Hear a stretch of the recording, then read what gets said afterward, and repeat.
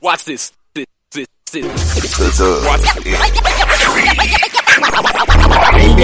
football talk is a big hit. Sunday nights to Wednesday nights, we striking a match cause we lit. Y'all know the name, we call it the dub. On Friday nights, it feel like a club. Getting that VIP treatment on the sideline, they showing us love. Great interviews, go Hoods, putting in work, go good. Texas youth and high school talking to page on Facebook, hold up. Coach trying to stand on the scene, giving advice, he do what he mean. Jay Mack and Swaggy Big, rocking the gear, it's so clean. We rise and go easy, off the easy for cheesy. With my steppers, our special kids, making plays so easy. Trying to win, we so greedy. All our fans are so needy, cause they need to hear them talk about their club. We do it for the dub. We do it for the dub. We do it for the dub. We do it for the dub. That DF dub. We do it for the dub. We do it for the dub. We do it for the dub. That DF dub.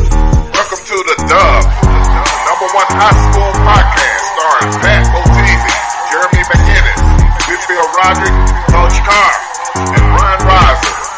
Well, all right. What's happening? What's going on? Welcome to the number one talk show. Speak out. The Dub, baby. You heard it first. The Dub.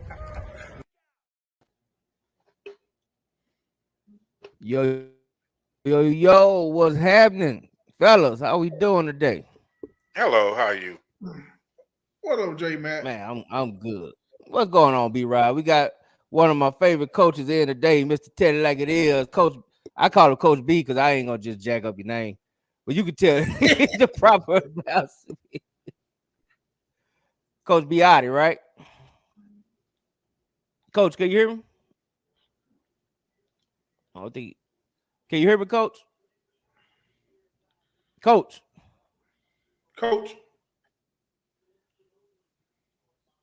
I don't think you can hear Coach. Can you hear Coach?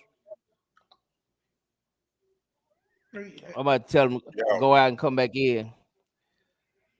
Yeah, man. Can you hear me? Hold on. Yeah, I hear you. Yeah, we can hear you. All right, cool.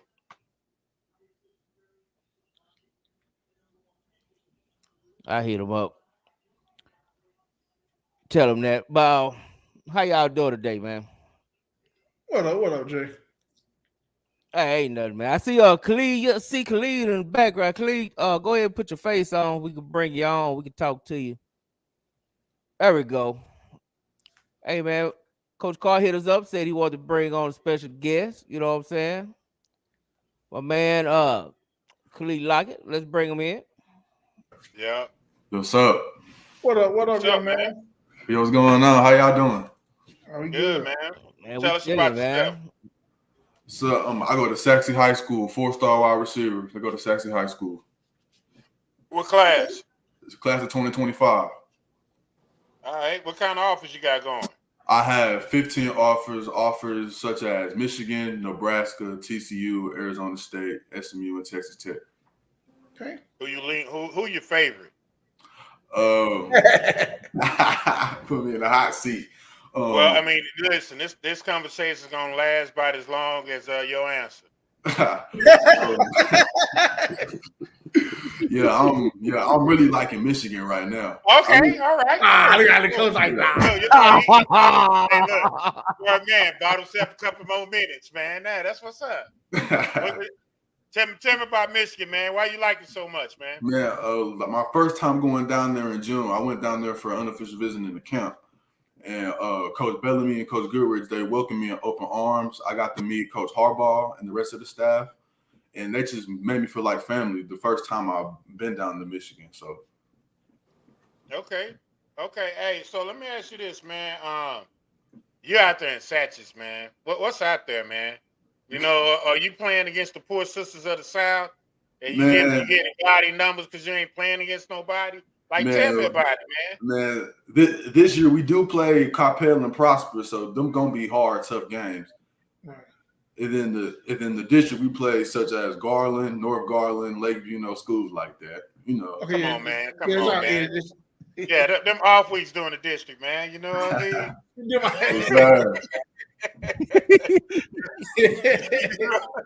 Hey, I got a question for you, Clee. I remember hearing about you your freshman. I guess it was your freshman year because you 2025, right?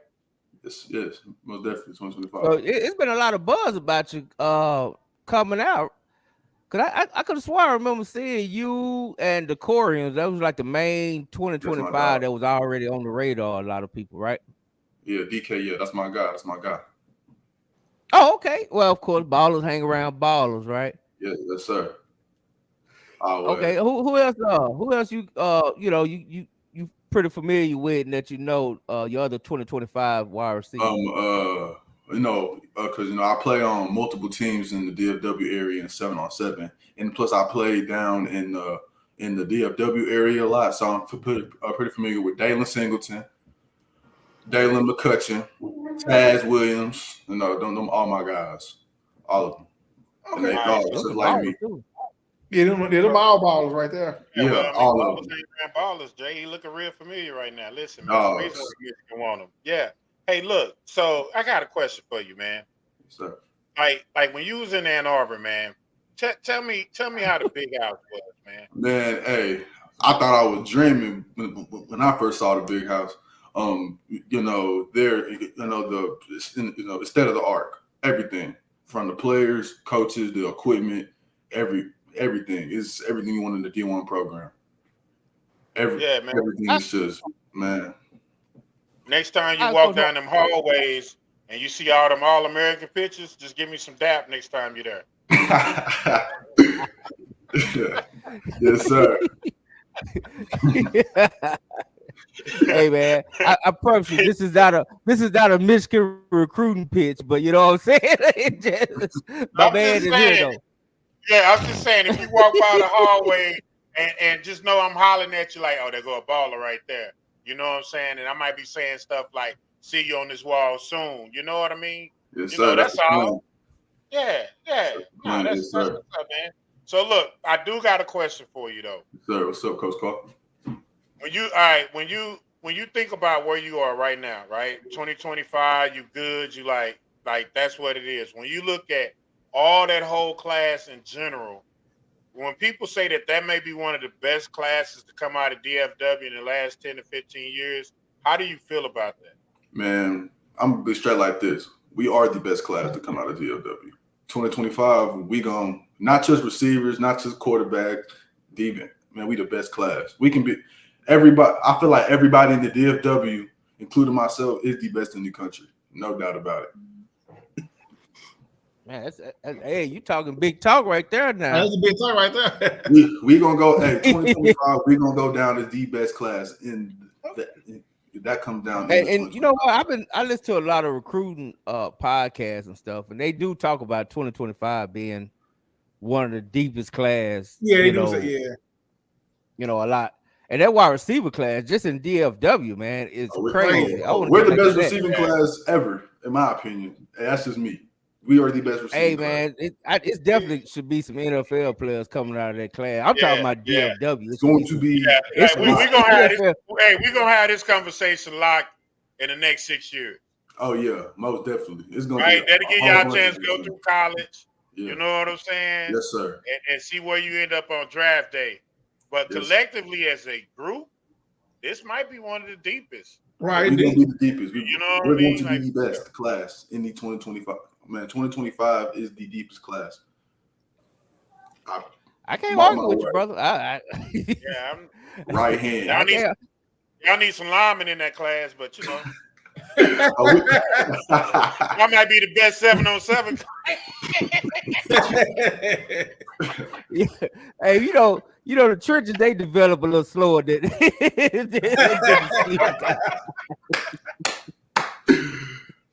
Hey, we got Coach Beattie. He's from the champ. He's from the champ DeSoto. You mentioned one of his guys and Singleton, young Singleton. How you doing, Coach? I'm good. You got Singleton and Tiger in that class too. Oh yeah. Yeah. That two top-notch 2025 skill guys. That's definitely is at the top of the board. So tell me this, Cleve. Where do you see yourself? Now we just gotta ask because I need to know. Where you see yourself within that? Where you see yourself in that class? You You 1, 2, 3, top 5, top 10, top 2. I feel like I'm the best, and that's just me. Because every time I step out on the field, I feel like I'm the best. So I'm gonna keep that mentality. I'm gonna keep. I play with a swagger, and I play with confidence, and my confidence is what makes me so good. So I feel like I am the best. Hey man, I was watching you. Hey, if you would have said you wasn't, I would have looked at your side. I'm just gonna be honest with you. I've been like, Coach Carl, who you on brought over here, man? This man don't even think he the best. Coach, when never mind. Like the man said, he hang around ballers, brother. You know what I mean? Hey, you let it be known, man. You let it be known. Yeah. Always. You definitely on here with good company because the Corian was like our first athlete on the show. He was our first player on the show. Yeah. DK, that's my we guy. had Singleton on a couple of times. Right, yeah. We had Singleton on a couple of times. We had Taz on. Yeah, we had Taz on a couple of weeks ago too. Yeah, we did. So you're in good company on over here on the Dub. You know, we only take ballers, no scrubs. Dogs. Yeah. So, That's real. Like if you ain't no baller, you ain't coming on here. You know what I mean? Like you ain't coming on dog, at all. Like that. You know what I'm saying? No JV. No freshman. You know what I mean? Unless you got 15 offers. Oh yeah. As a freshman. But right. I still got to see varsity tape. You got to have varsity huddle for me to want to bring you on. I'm just gonna be honest with you. Listen, man, I hear that, and I know we say that all the time. But like I told you a long time ago, J-Man. All right, that first offer that boy got came from Morgan State, and I knew what you can't teach speed, you can't teach size, you can't teach competitiveness, and you can't teach work ethic, and you can't teach effort in general. That young man has all 5 of those things. It is going to be extremely hard to keep him. I'm not from saying. shining on Friday night. Well, can I get past week 1? Well, you can do whatever you want to do, man. That's all. Can I get? Let me show up at Allen. Let me show up at Allen on Friday night. Hey, listen. I don't even want to get to Friday night. I don't even want to get to Friday night. Coach, when y'all report, Coach? We report the second week of August. All right, I'll be there the 3rd week of August, baby. Yeah. Y'all getting past what after 5 days? Yeah. 5 days go through acclimation and all that stuff they got to go through. You know what I'm saying? I go see that first scrimmage, and we'll have a different conversation. They gonna have to go play Lancaster, baby, with the best secondary, arguably in the state. Easy. So I mean, let's just keep it 100. Well, I'll be there, baby. I'll be there. If you show out there, you got to get that man his props. And I want you to say it live on air. Don't even worry about it. We'll go over it later. I'm gonna say it live, but then again, it got to be against another team because Singleton beat his own defense for 215 yards in the spring game. Is that right, Coach? Yes, sir. He did. He balled out. Now so that goes back to the other only part. judge it against. We not because see, I think they set that up. I ain't gonna care. I'm just saying though, you know. I think they was like, let the young man this shine. This young man's got the speed. Do you got a gunslinger to throw you that ball? I know we got a gunslinger. That's what I'm saying. And y'all didn't double team him or nothing. Y'all just let the man just ball. J-Man, that just means they're not very deep in the secondary. They're gonna have to develop some guys. That's all that what that means. Yeah, it's coming. Yeah, you can't go back to back with depth issues. So it's definitely coming. We're gonna talk to Coach B about that. We're gonna call. I know they got to play it. I know they got to play it over there. Ain't no doubt about it. Well, you know, man, when you think about relocation, man, you know, relocation sometimes need to be best by position. Hey, J Magan is popular, man. But back to Mr. Lockett. Hey, hey, Mr. Lockett, man, my man ain't relocating. My man is in section. So tell me about your team, man. Tell me about, you know, didn't look like y'all had the best year, but tell me what y'all doing. We ain't have the best year, and last year we ain't have the best year. Went 4-6, lost in the first round of the playoffs to Rockwall, you know. But this year I feel like we're gonna have a real good chance to compete. And and go deep in the playoffs. Maybe in the playoffs. If we Tell me lock about in. some of your teammates. Tell me about some of your Man, teammates who's gonna help y'all get better. 4-star DN Cheddar O'Feely. He gonna be our whole defense is gonna be dogs. From our linebacker Rashawn Brunswick, he gonna be a dog too. Just got offered to Colorado. He gonna be a dog too. In the offensive side of the ball, my QB Brenda George, he gonna be getting me the ball this year. And our running back Brendan Haygood, he gonna be we gonna be. Brendan Haygood, he a dog. He a dog. What makes him a dog? It's just it. Like what makes your boys dogs? Man, their attitude and their willingness to work. They're gonna be like every time it's time to work. Does that production match that? Yes. Okay. In my opinion, yes. What was your record before you got there? Before I got there, yes. I say, well, whenever I came, my freshman year, we had Alex Orgy. He's in Michigan now. We ran through the district. It was ran through the district, but we lost to Garland when they had Jordan Hudson and Sergio, all of them. Yeah. So I feel like that this year, the difference between the last year's team and the 2 years before team, that was my freshman year, is that we have competitiveness to win. And I feel like that separates us from the previous teams from Saxon. So you basically what you're saying is you need a quarterback. You need we got a quarter. No.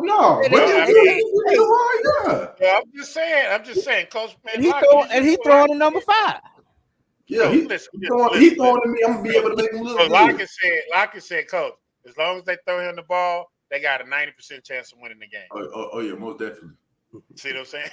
Hey man, I can't argue watching this huddle because he's nice with the ball. When he got the ball in his hand, he's nice. I can't take that from him. You can't take that from him. You ever thought about playing any defense, man? What'd you say, Coach Carr? You ever thought about playing any defense? Oh yeah, I'm gonna be playing a little bit of safety. Okay. A little bit of safety. Wait. Okay. You got a little Charles Woodson in you, huh? Bring you in on third down. Probably on the Hail Mary specialist. They'll put me in.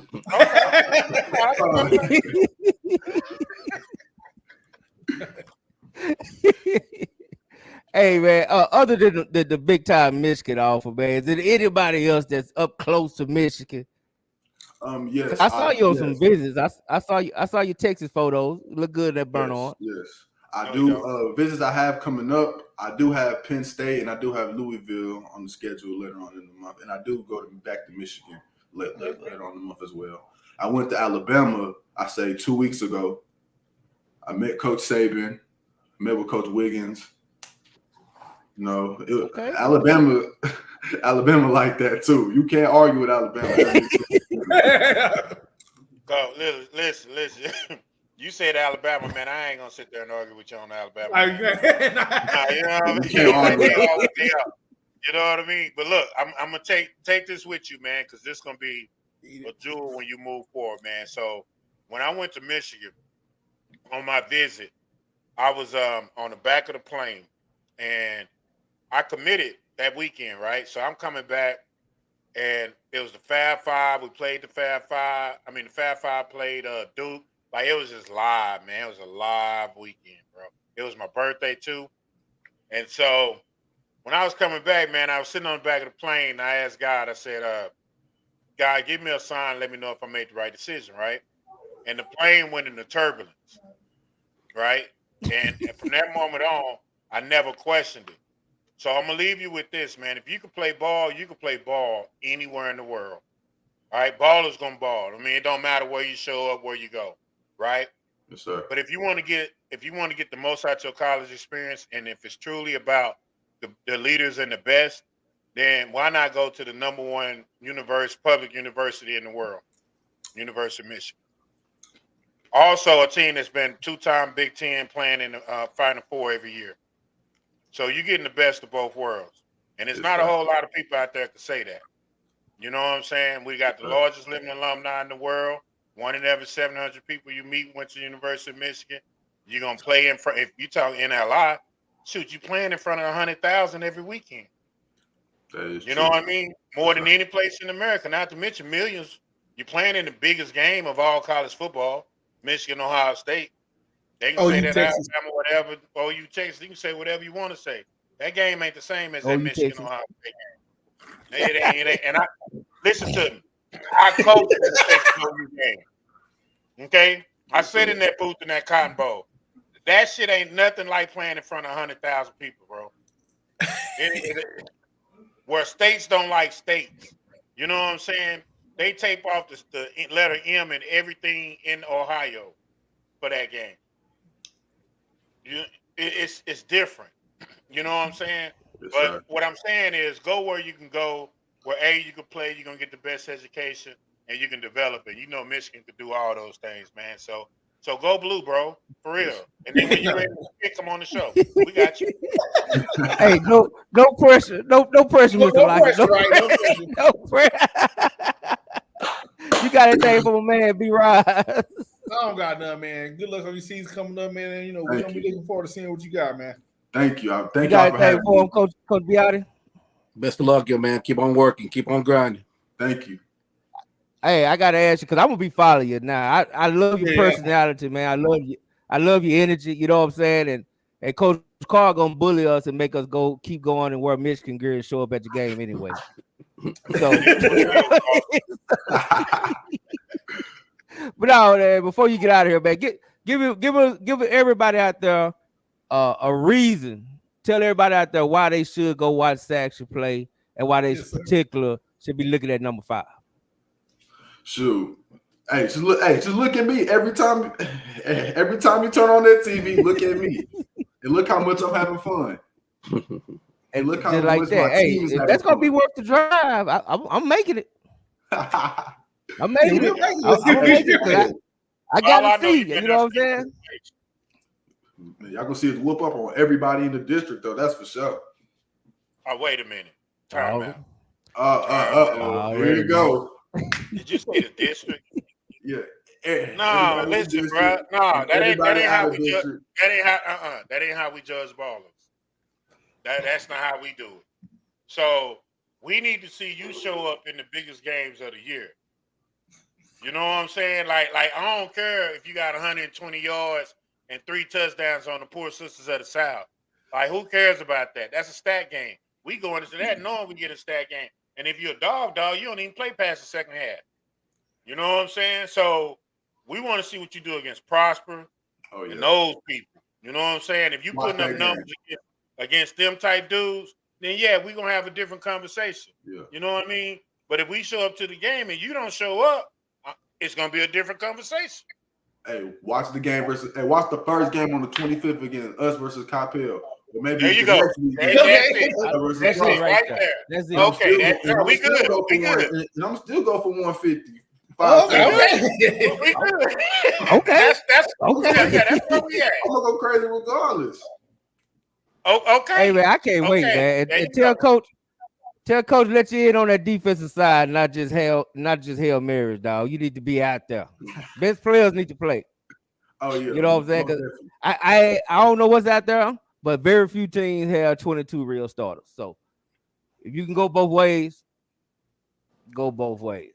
Oh yes. Give us your shout outs before we get you out of here, man. I appreciate you coming for sure. Thank you. I appreciate y'all for having me. Thank y'all. Yes, sir, man. I appreciate Good you, luck man. to you, bro. We're gonna chop it Good up. luck, man. Hey, I'll be keeping up with you, man. For having me for Coach Fly. Thank you, Coach Fly. I know you're watching the podcast, so I want to say thank you to him too. He trained me. Yeah, that's my guy. Oh, that's your trainer? That's Fly gonna fly. Coach Fly. You know Yeah. Fly. Yeah, Coach Fly, man. You know Fly gonna fly. Fly. I love Fly. He was my trainer Don't give too, me the bro. line. I don't know. We ran summer track together. He was my summer track coach. Yeah. Okay. All right. Damn. Well, man, we're gonna talk in, man. Thank you. Hey, we appreciate you. Right. Yes, sir. Already, man. That's a good kid, man. You did good. Oh, yeah, Coach. he's a That was good good. kid. That's a good guess, man. I like that. Well, yeah. We're gonna Thank run you, Coach. a real quick commercial real quick, and then we're gonna come back and chop it up with Coach B. Cause we got a lot of questions to ask him about what he think about DFW. You know what I'm saying? Coach B. Rise got to tell us what's going on in Mansfield. He's gonna give us the dirt on Mansfield. We gonna find out. Hey, I'm Reginald Samples, 6A Division I state champion. I just want to give a shout out to the Dubs, my favorite podcast and program. Ron Murray, Mr. High School Holler, K104, the biggest out at the 214 day camp. Big shout out to DeQuinton Jackson, you know, the Duncanville all-world quarterback. It was good. DeQuinton Jackson, shout out to the Dubs High School Podcast. Big shout out to the Dub, man. I see y'all making moves and doing what y'all need to do.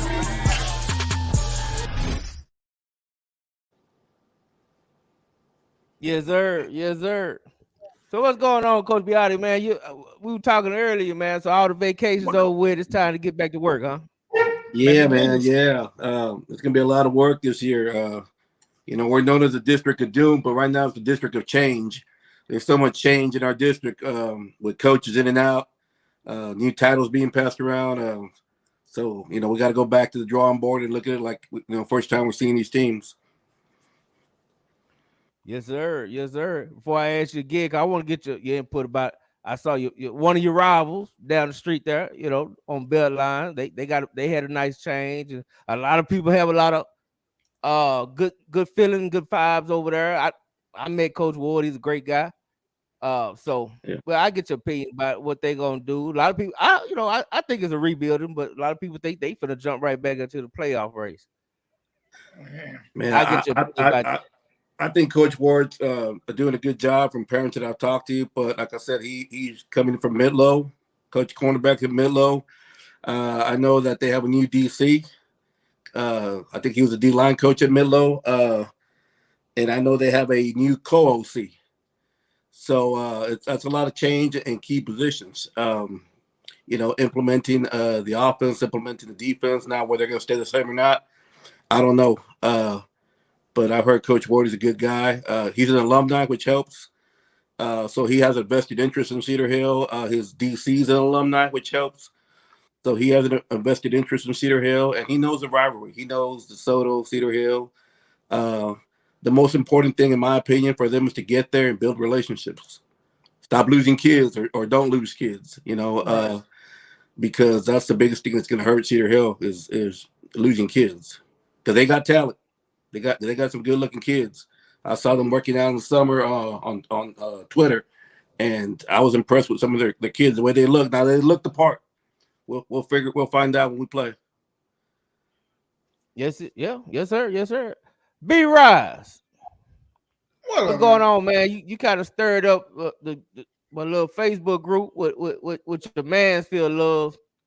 What's going on in Mansfield, man? So you telling me Lake Ridge gonna make the playoffs, brother? Listen, man. I'm going on air right now. Lake Ridge gonna get the 4th spot. Listen. So who getting the 3rd? Because we know who the first two is. Listen. Lake Ridge getting the 4th spot, and Mansfield they getting the 3rd spot. We could have 2 Mansfield schools in the playoffs. It's gonna be. So hold on, B Rise, hold on. Listen. What y'all don't realize, to y'all, it's so much talent out here. It's ridiculous. B Rise, hold on. What? I just got a question to ask you. So you said Waxahachie, Skyline, Cedar Hill ain't nowhere near that 4th spot. Listen, you see what happened last year. Lake Ridge got on Cedar Hill ass last year. Okay. And there wasn't no fluke. I would think it wasn't no fluke. Listen, it's gonna be the same this year. Listen, Cedar Hill is gonna be in a rebuilding year. This year, next year, in the year after that, all right?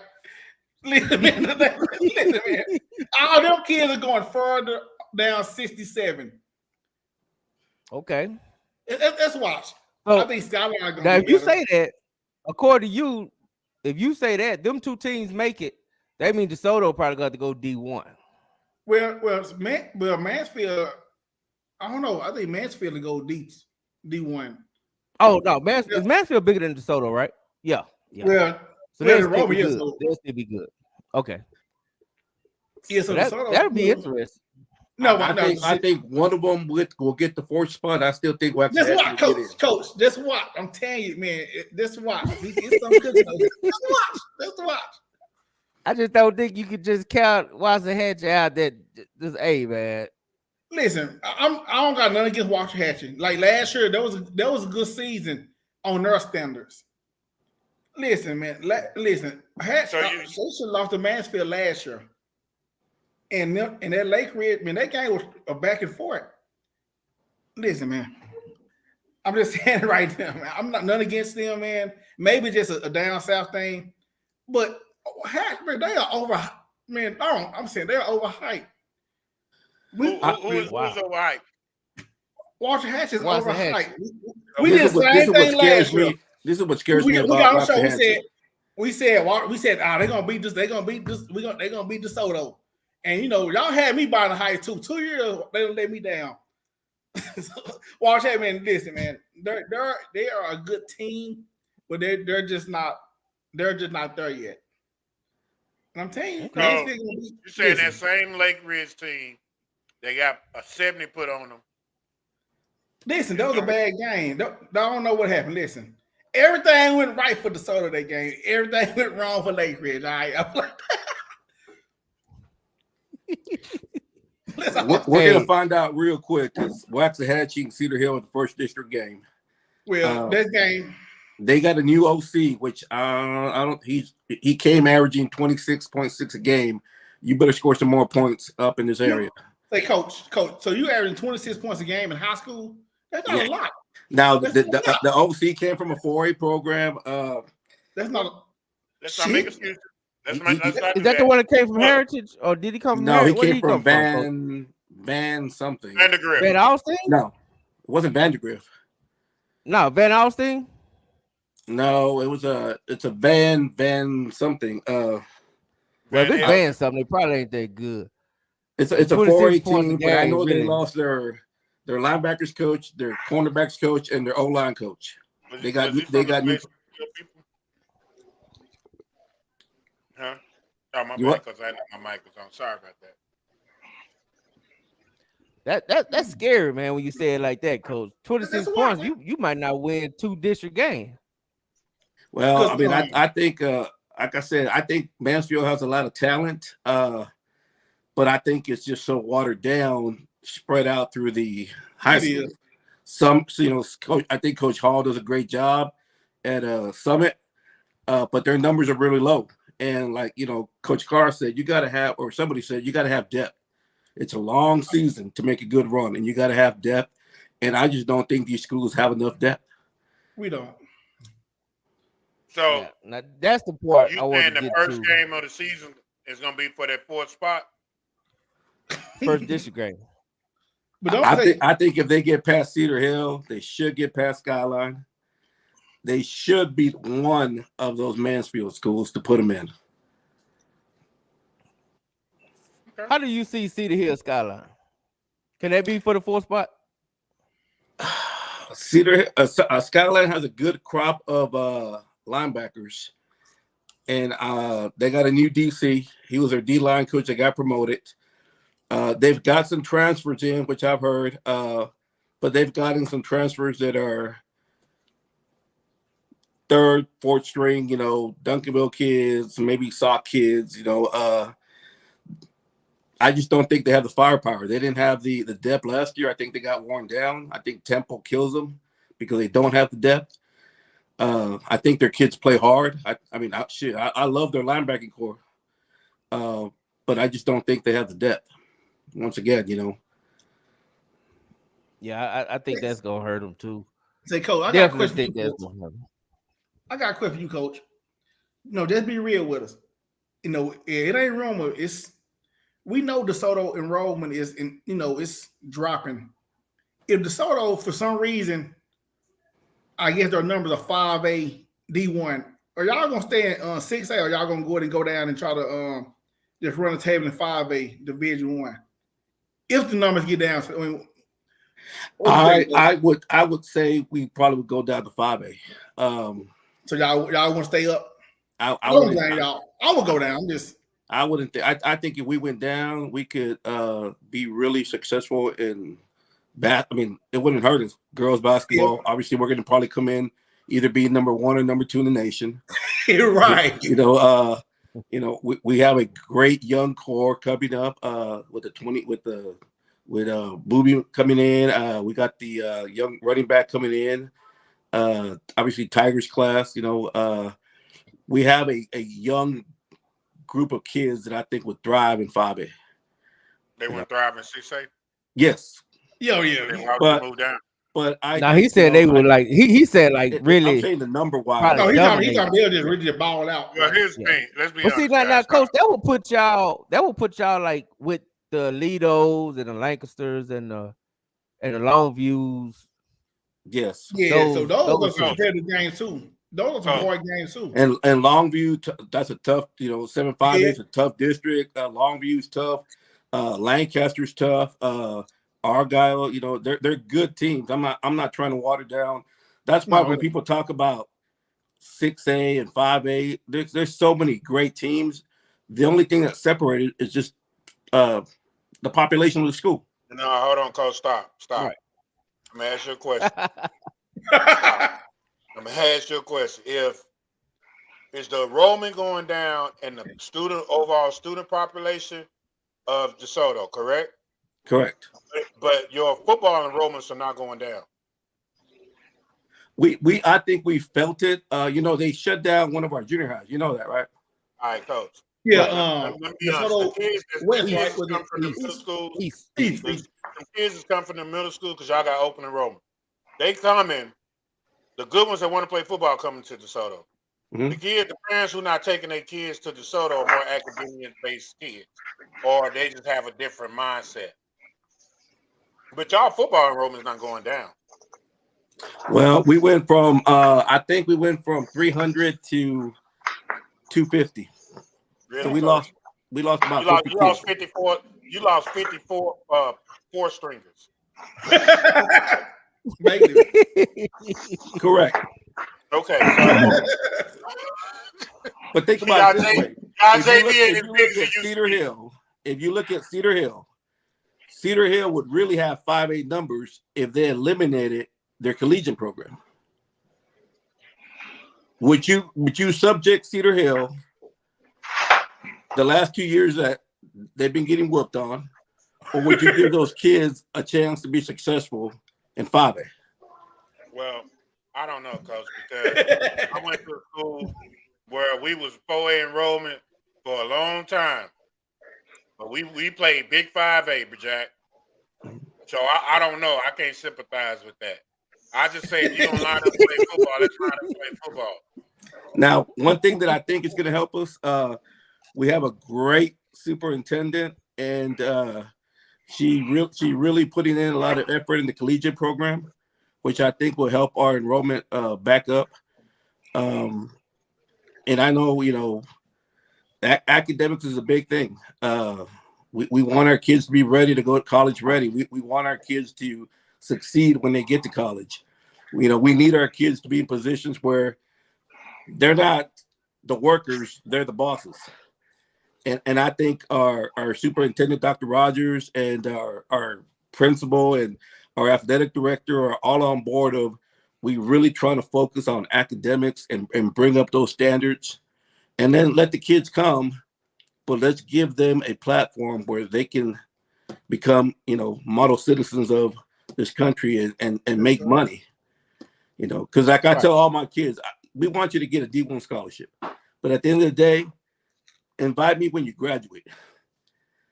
I can't make football games. I'm not worried about the football game. I want to see you walk with a diploma, because that's going to mean you can take care of you and your family and provide for them.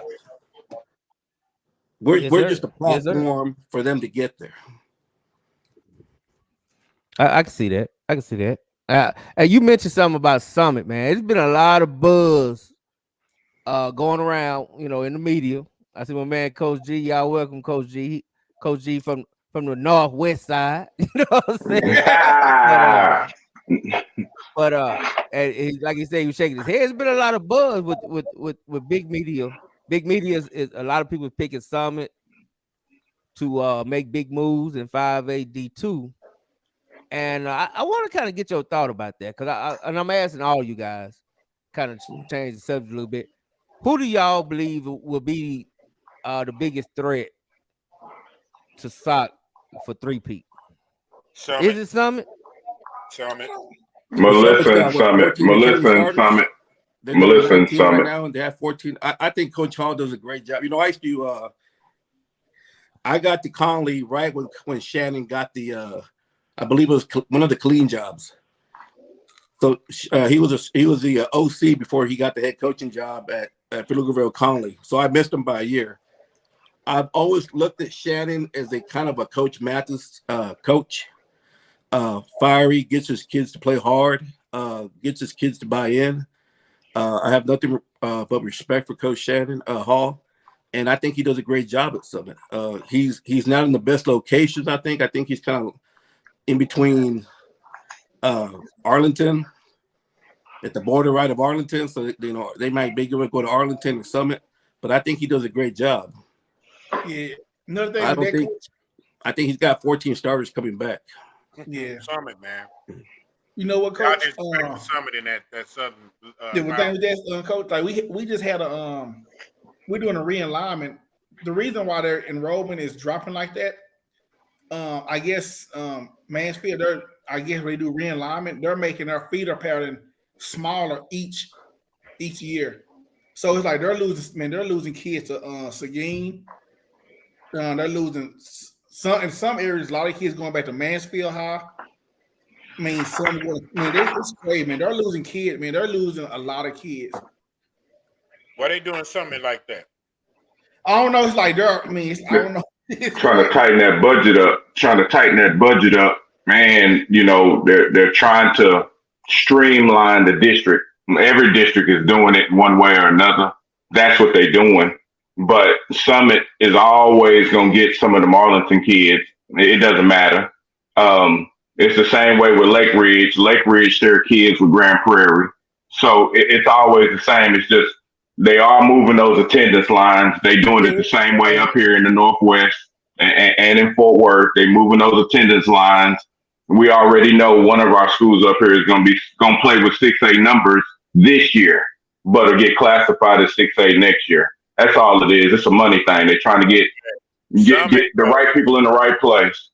Yeah, but they should put their money behind Summit. If I'm in Mansfield, they're the only ones that go deep in the playoffs to do something. Timberview, not a fucking basketball now. But we talking football, Coach G.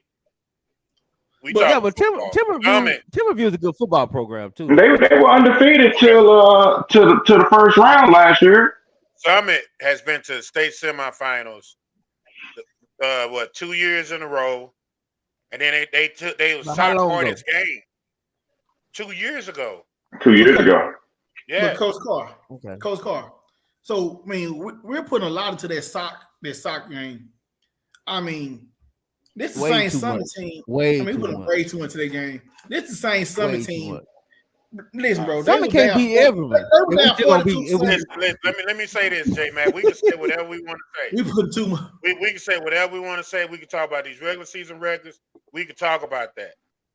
They lost the 2 years. Let's talk about playoffs. Then. Right. That's all we're talking about is playoffs, right? Because that's what we're talking about when we talk about good teams, right? So they was 4A.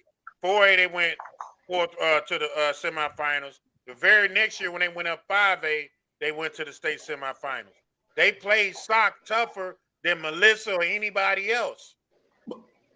Coach Carl, and their defensive line and up front, they have killers. But Coach, let me ask you, Coach.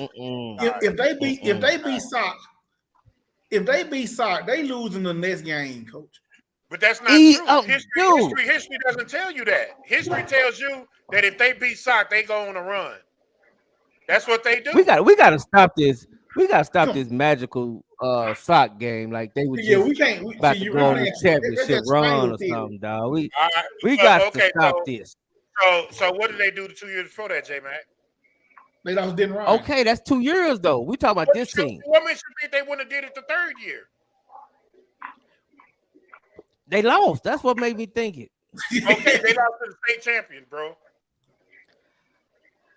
I'm not okay. They lost to the state champion, and it was not Sock hardest game. I'm sorry, that was not Sock hardest game. Sock hardest game was it Argyle? It was either Argyle or Midlothian Heritage, or even Melissa. That Melissa game went down to the wire. That was the most interesting game. They wasn't the hardest game. That's just my opinion, though. I mean, I understand, Coach. I mean, it was a competitive game, but if they played Lovejoy second round, I don't see them beating Lovejoy. Let's bring it back to let's bring it back to the topic. What's that, Coach? Summit. If you go around Summit, I'm just saying, you go around Summit, you watch those kids. They different. They're bigger than what you think. They're more athletic than what you think. And I like them. I like them a lot. I don't know if they say champion worthy. That the season will tell that, but I like them a lot. No, they're good. I think Everman gonna have a hell of a problem with them. I think Everman winning that district. No, but they're just me though. I would give Summit this much credit. For them to be as good as they are in that feeder pattern and their school zone is very impressive. Because it's another thing, if let's say my kid wanted to go to Summit and we go to Lake Ridge, I would have to actually get approved to the district just for him to go to that school. So they're actually playing with neighborhood kids to the heart. So I mean, it's impressive for sure, but I don't just see them I just. go with my man Scott Keys, man. My man Scott Keys just said, I thought fourth round was deeper than the first, or whenever Summit played y'all. They acting like Timberview been the same slouches. That's what I've been saying. Timberview is like, and they still growing. They building up on 360 like it's nobody's business. And I hate this because I live it's growing. Timberview, we were over there. We did a little league thing over there, and them boys out there working in 100-degree heat. Yeah, Timberview was. I want to say Timberview was undefeated. Ain't nobody saying Timberview some slouches. That's not the conversation. We're talking about what are they doing in the playoffs, and if they went deeper than they just went 4 rounds deep. Okay, that's fine. That's fine, bro. That's fine. I'm talking about a team that historically was doing that. You just talking about historically, that's what they was doing. That wasn't that's you know what I'm saying? You doing it one time and somebody else been doing it. They did it twice. They did it twice. Okay, Coach Beattie, who you think is the biggest threat? Oh, you saying Summit? I don't know, because I see Summit and I know that they probably won't see him till later, but what's the difference to you between Summit and Fort Bend Marshall kids? Fort Bend Marshall, you got speed, you got that. Yeah, they just fast, Coach. You got Fort Bend Marshall, not saying that they do or they don't, but they have a broader recruiting zone. They do. You know, where if you're lacking a receiver, you can go get one a lot easier than you can at Summit. Right. You know, so to me, what about Argyle? I think Argyle has a great quarterback, or that 6 foot, 200-pound quarterback. That's a big quarterback, a big line. But I got the privilege to see Sox JV last year, and Sox JV got some dogs. They got some mean kids that want to go and knock your head off. And they're only returning, I think, one on defense. But it's kind of the Ric Flair adage: to be the man, you got to beat the man. And Sock is the man right now. And I've always said it: Sock is a gold mine.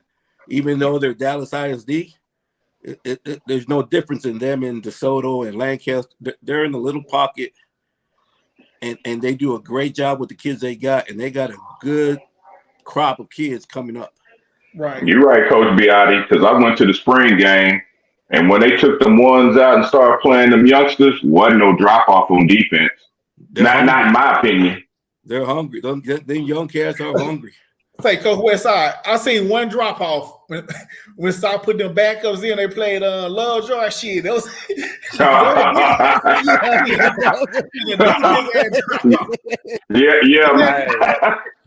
yeah. I saw a hell of a drop off. Yeah. Hey, I'm gonna say it like this. I went to the Sox spring game. I went to the Sox spring game. They got a freshman quarterback coming up. Gonna be so damn cold, man. I don't even think he there though. Oh, he ain't? Oh no. Which one you talking about? Cause they had two. He kind of tall a little bit. That kid gonna be cold. I know the one from Rockwall Heath is really good. Come on, Sha'Carri. So come on, Sha'Carri. Now, bro, my whole house going crazy, man. Let me sit there. My whole house going crazy over there. Now, Coach Walker just returned to soccer, right? Oh, she got beat. She got beat by who? Damn. Who got beat? Who beat her? Sha'Carri. No, she get beat for real. Did she get another bad start? Yeah, when she run about 10-8 or something. God damn. Swag, man. I'm trying to. It ain't came up yet. She just go wig off again. She finished second. That's how she said she go though. That's all right. She working. Yeah. We ain't gonna cry about it. Listen. We take our. Hey, about to say. Yeah. We ain't gonna cry about it. But Coach Beattie, we got Mr. Swag over here. He made a bold prediction for next year about DeSoto. You want to hear it, Beattie? You want to hear it? What did he say?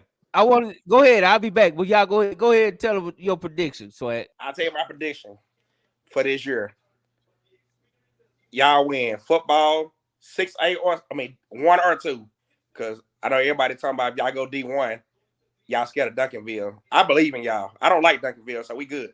So I'm a DeSoto man to the fullest. My son go there.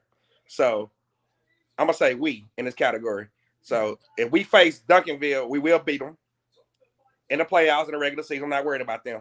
So I think we got D1 and D2 in football. Now here come my bold prediction. We already know the girls' basketball team going to make a bounce back this year and whoop ass. So I think the girls going to win state. But with the addition.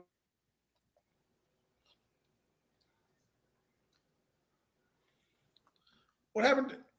Well, I don't know. Hey, man. You froze up. Man, he was about to say something. He about to say something hell of it too. Well, Coach, he said he's a DeSoto man through and through, and I thought he was a Carter guy. But go ahead, Swag. What you say? No, we didn't hear you. You good? Go ahead. Repeat what you just said. Yeah, it went out.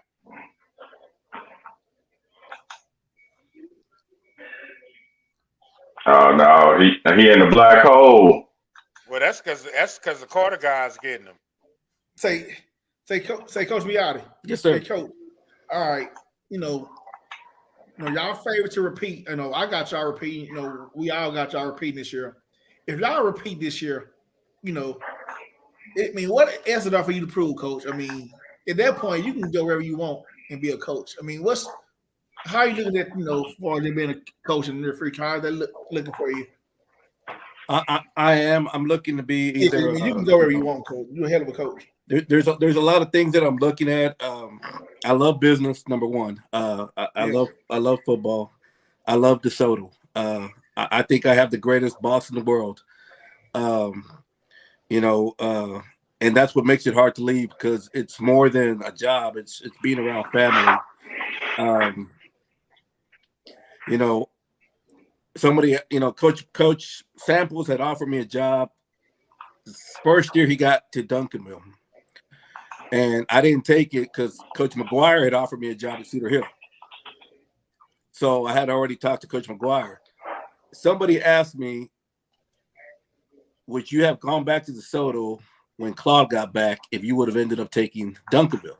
Because by that time, Duncanville was already back on the rise. Right. And Coach Samples told me, he goes, we're not going to win this year, but I promise you in 2 years we'll be playing for a state title. And sure to his word, he was playing for a state title. Man, I love driving to work in the morning. I love walking into the facility. I love seeing, Coach Mathis. I have a great superintendent. I have a great principal. But the ultimate goal is to be a head coach. Right. So, and to put my family in a better situation financially. So my goal would be to be a head coach, number one, and to broaden my scope in real estate. We have 3 houses that we own, and one in Austin, one in San Antonio, one in Waxahachie. I want to have 6 by the time I get done, and I want to leave 3 to my boy and 3 to my girl, and create that generational wealth to give them an advantage in life. So when you hear me talk about degrees matter and finances matter to our kids, it's because I truly believe in it, and I'm trying to do it for my kids. Right. So, but that's the goal right there. Yes, sir. Okay, Coach. I got cut off. What last part you heard? Girls making a run. Okay. They choose the Carter, man. So, like I was saying, the girls, I believe, gonna win state. They got their whole team back from last year, so they gonna win it. But here go the one that's gonna really throw you over the loop. Now, with the addition of Coach Wright, who is one of the greatest high school coaches I believe I've ever witnessed, I do believe the boys are definitely contenders. If not, can win it. And DeSoto can be the first school in a long time to have 3 major championships in 1 year. And I say that because I went and seen Duncanville play this year in the TABC. And I could just say this. Everybody getting their leg back this year. He's messed up again. I'm just gonna be honest. All them years, these last 4-5 years, Duncanville been kicking everybody's ass in basketball. Everybody getting their lick back this year. I'm just telling you right now. Everybody getting their lick back. It ain't gonna last long. It ain't gonna last long. Cause trust me, Anthony Black little brother is nice. He's just gonna be a freshman though. You don't think they're gonna be able to reload? No, because there will be no Jay Mackin. There will be no Jay Mackin for Duncanville. Not this year. Hey, Coach, here's a question for all of you. What's up, Coach? Coach Samples wins it, retires. What happens to the Duncanville program? Is it the program or is it the man? It's the man. It's the man. I agree 100%. Well, let's say this. Time out. Let me say this. It depends on who they hire. I think if they give it to Coach Right. It I think Coach Barnes take over, it'll be fine. Yeah, if they keep that, like, so, true story. When he left Skyline, everybody said, "Oh, Skyline's a great job." I'm like, no, it's not a great job. They like, "Oh yeah, it is." I'm like, nah, that was Samples. If they would have hired Emmett right after Samples left, Skyline would have still been Skyline. You know what I mean? They didn't hire within that culture. You know what I mean? Yeah. So in a job like that, you got to hire within the culture. You can't risk trying to go start a new culture.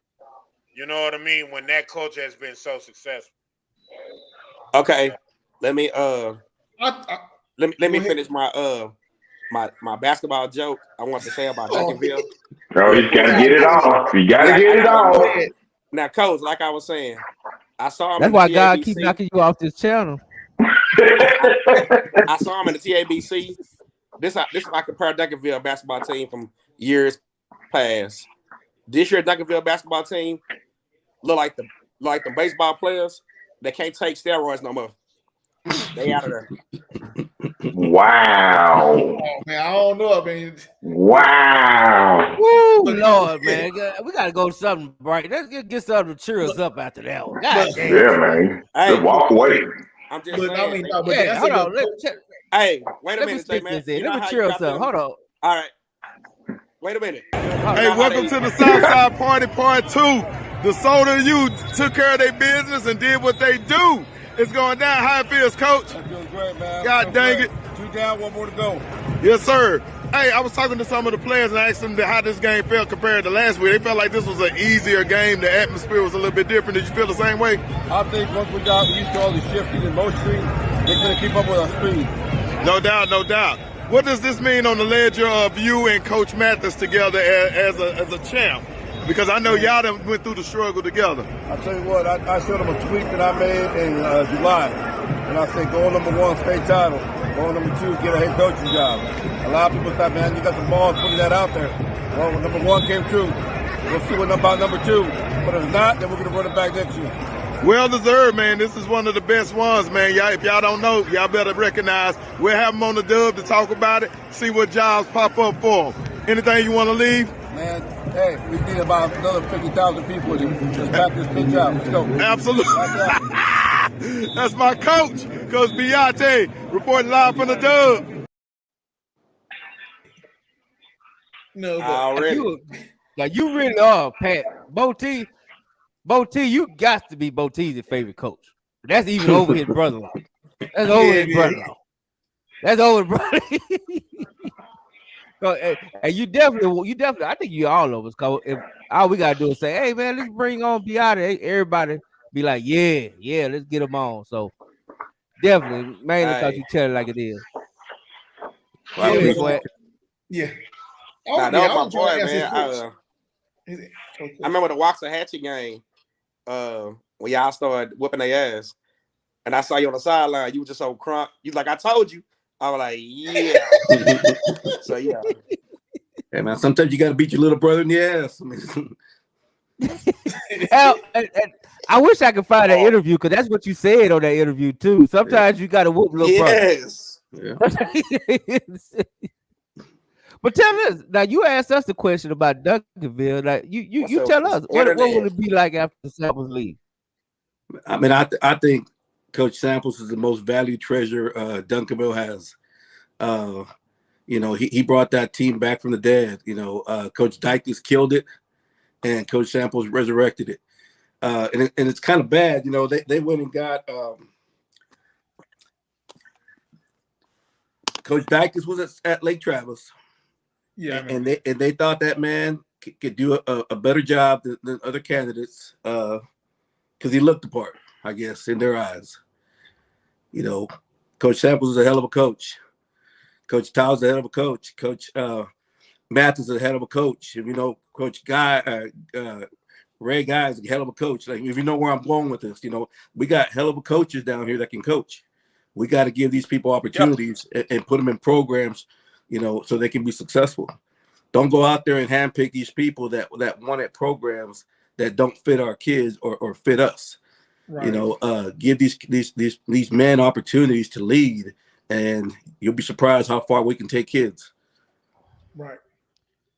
Yeah, this is the argument that I hate when people, and this used to be the argument. Like, let's just be honest. Before the Southern sector got 3 champs, like everybody always wanted to say it was just the talent, right? They got all the talent, ain't no coaches. If you bring a Coach Dodge to DeSoto, they'll win. If you bring Coach Rogers, they'll win. And I used to always say, no, they undid that. They brought a championship coach from Lake Travis to Duncanville, and he was a utter failure. Yep. He killed that program. It ain't the same. Yep. And that's the thing. That's why I'm glad you said that, because it's not as easy. It's a whole, the Southern sector is a whole culture fit, and if you don't fit it, you're not gonna run a successful program in the Southern sector at all. Correct. And there is no days off. There is no turn off your phone. There is no I'm going home and spending time with my kids. I mean, I was at the school today for a booster club meeting. I talked to Coach Mathis on a regular, even though we're off. Hey, make sure we have this and this and done. Are we taking care of this? Are we good with this? What do you need? Let me know what you need. Like, what can I take off your plate? It doesn't end. That's the thing, man. That's the thing. Now, I got a question for you, for all of y'all.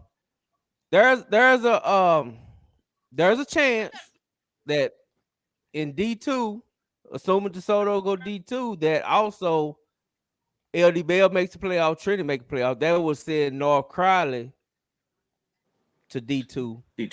And South Lake could be going back to D2. So what I'm gonna start with you, B. Rod. Would that make D2 the hardest route to the championship? Yeah. Well, up north you will for sure. But if North Crowley do go D2, I would still lean more towards DeSoto to win. Okay. What you think, Coach Carl? What was the question? Go ahead, Coach G. What you think? Listen, man. Listen, so I guess because Matt was talking about that, that's all contingent on LD Bell making it, LD Bell and Trinity making it, or I think it's just LD Bell. LD Bell, right? But Trinity has. I think he did say Trinity. They both got to make it. They both got to make it. Which it ain't far fetched when you think about it, because it's not far fetched. It's not far fetched. Yeah. Now I like. See, North Crowley got bigger problems than that. If North Crowley, they're gonna have to get through Guyer, they're gonna have to get through South Lake, they're gonna have to get through. I'm trying to think of who that other juggernaut down there on D2, just to get to DeSoto.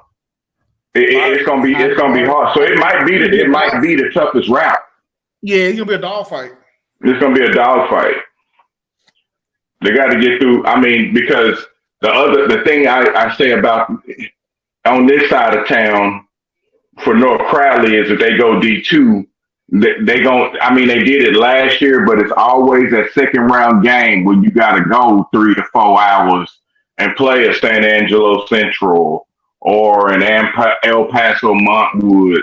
Man, traveling like that, man, ain't easy.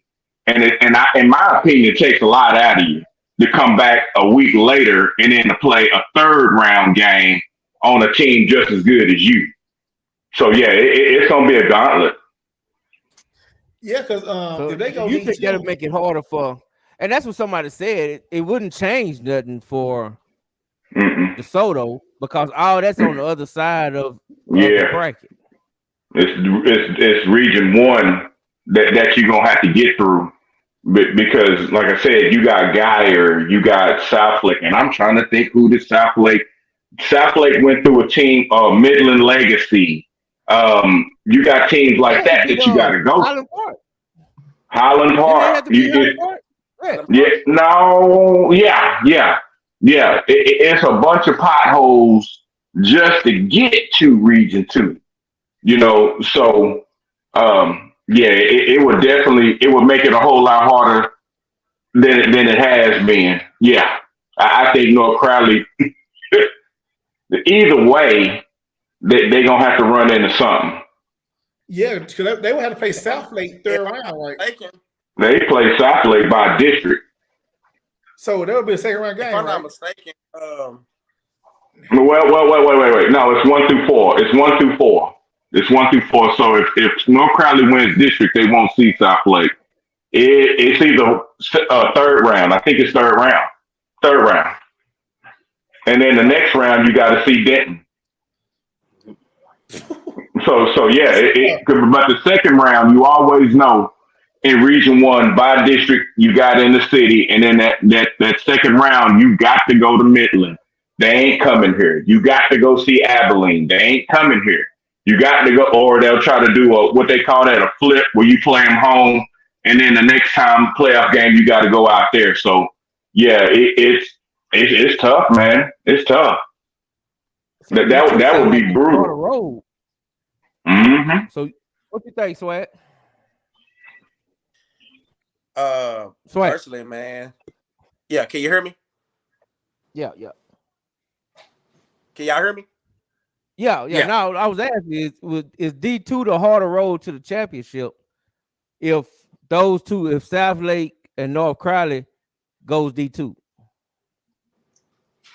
I think it makes it a little tougher than it was last year, but I think DeSoto pretty much proved last year to the whole world, because everybody but the Dub, and let's keep it real, everybody but the Dub. Even the Dallas Morning News had Geyer across the screen. So DeSoto proved last year to me that it got to be one on the field. Just because you have Jackson Arnold, just because you've been beating up on Lancaster and every other team you didn't face this year, you blew out everybody. You got to play us. And they went into Forest Center and whooped ass from start to finish. Like, they hit Jackson in the mouth early in the game, and I don't think he was the same rest of the game. So I say that to say this. North Crowley could be this year's DeSoto if they go down to D2. They can be that same team that had that chip on their shoulder. We got to face a South Lake. Now, Dallas Morning News gonna do exactly what I just said. South Lake. And you take that momentum, you're going to bust them in their ass, just like DeSoto did. So I feel like North Crowley goes D2. We're going to see a North Crowley DeSoto regional championship game. But don't get it twisted. There's a reason this year they talking about South Lake. They got a couple of J-Max over there. You know. Oh yeah, they got some. They don't load up. They got a couple of J-Max over there that lose one. Did they lose a receiver too? But they gained a better one. They lost a good one, but they got a better one. I think it's gonna be South Lake photo. I mean that Colleyville kid is stupid. Yeah. There's a reason they're talking about him. What you think, Coach? Yeah, because that D2 is. Go ahead, be right. Go ahead, be right. No, they said we just talking about that D2, but like I said, you look at D1, 6A. Really, like I said, just top heavy. You got DeSoto, you got Duncanville, North Shore, and you might have Westlake in. Every other year. I mean, D1 is just really just top heavy. Just two teams you got to get past.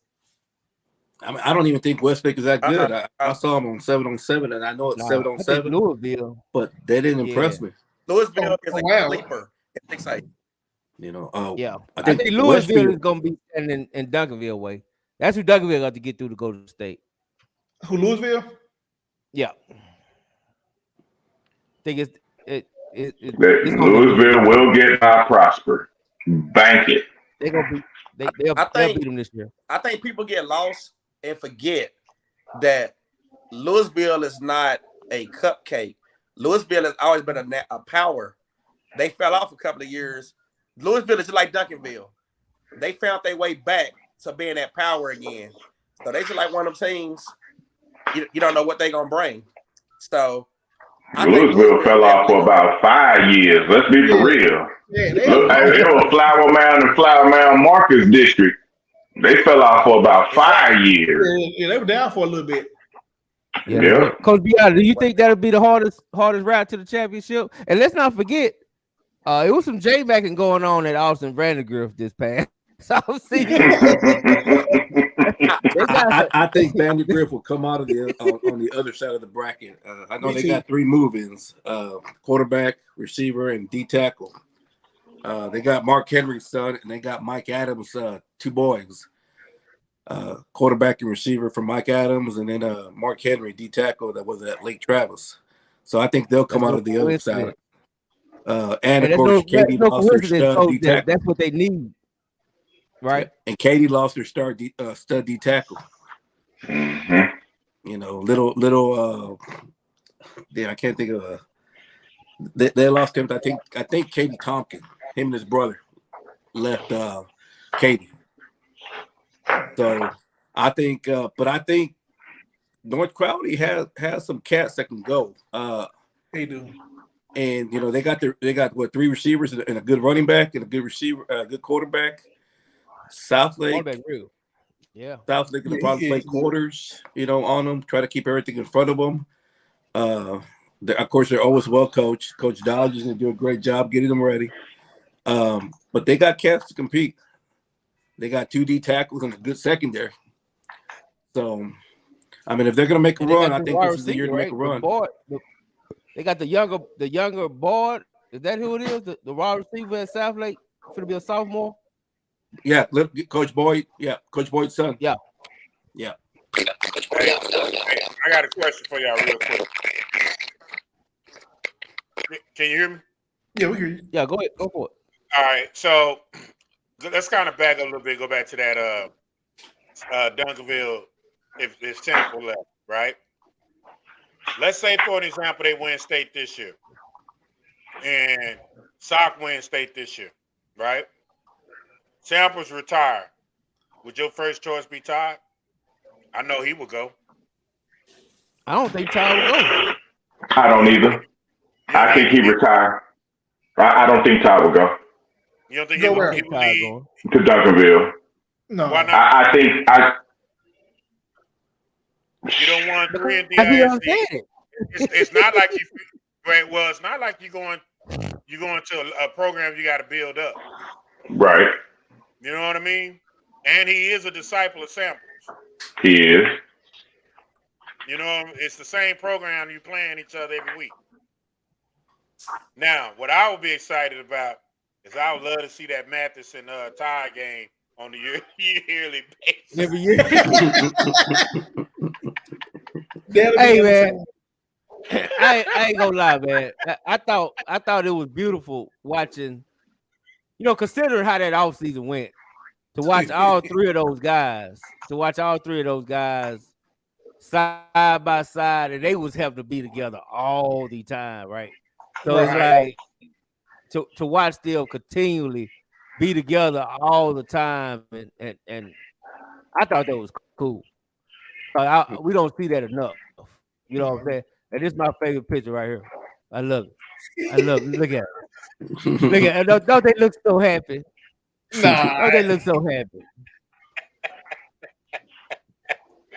Hey. Boy, they look like hurry up, wrap this shit up.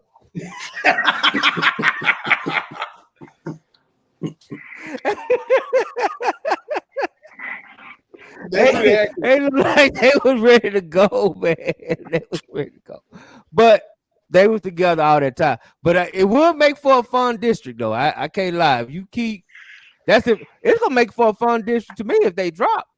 Even if DeSoto drop, because I think that they probably would be in the district with Lancaster and the rest of them, right? You would think. So that'd make it fun, but yeah, I just don't think Todd will leave, man. Todd, it means something to Todd to be a Dallas legend, and that's what he want to be. I think Todd ain't going nowhere, but I think it may be somebody on the staff might take it, and you know who I'm talking about. Ain't no way in the world I hire anybody without head coaching experience to take over that program, unless it's somebody that's been in the program. That's true. Unless it's somebody that's been in that program, ain't no way in the world I would even take that chance to bring somebody that might not know what they're doing. Say, J Matt, because we seen the history when he left Lincoln, what happened? Yeah. So when he left Skyline. Yeah. So, shit, when he left Skyline, boy, that was like a damn bad divorce. It was like shit. The wife took the house. Look who they hired. And ironically, they hired. The kids just left him with the dog, in the car. You gotta look at like Coach said. You gotta look at who they replacing him with. Like, imagine if they replaced him with Emmett, right? Right. With Emmett Jones. Hey, y'all. If they would. But I thought Herman did all right though. Coach Herman. I mean, it wasn't Herman that replaced him. It was the athletic director at Duncanville now. Yeah. Damn, not again. It was Roberson.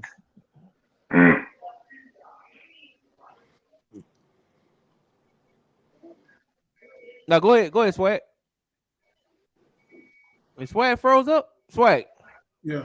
Yeah, he on that T-Mobile hookup. You hear me, Swag? Hey, I apologize. Yeah, go ahead, Swag. My internet keeps messing up on y'all, man. Nah, go ahead. Go. Hey, talk while you got it. I know. I'm saying I apologize. I think somebody from Duncanville know I moved to DeSoto, so they messing with my internet. Yeah.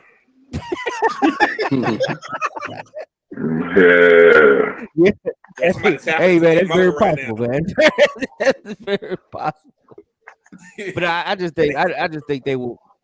They got two great candidates right there. That's the offensive coordinator, defense coordinator, they could promote either one of them, and I think they'll be all right. Cause what don't get talked about if Samples retired. That's what Will went back to before he fell off. But yeah, Well, I was just saying. And so I was just thinking, I was sitting there thinking in my head, who on that staff? There is a state champion before he got there on that staff, ain't he? Yes, yeah, Peterman. No, listen, man, they got enough coaches within that program where they can promote within and be just as fine. Yeah, I would just say it like this. I may talk a lot of noise about them. I mean, I don't hate them. I respect them and love them, just like I love everybody. It should be, talk. I think that's a hell of a program in Texas. They built a lot. They've definitely put Texas on the map. I think when you look at the USA top 25 and you see Duncanville and DeSoto sitting there, that speaks volumes of that area. You got to think about it. Duncanville, DeSoto, Cedar Hill are all like this. So to have those two schools, to have those two schools close to each other and both in the national 25, that speaks volumes, man. So that's coaching, that's talent, that's everything. So hey. You know what would be a cool ticket to have? It'll never happen because they won't do it. But can you imagine a Saturday and having Sock versus whoever you want, Argyle, Duncanville versus Allen, DeSoto versus Southlake on a Saturday.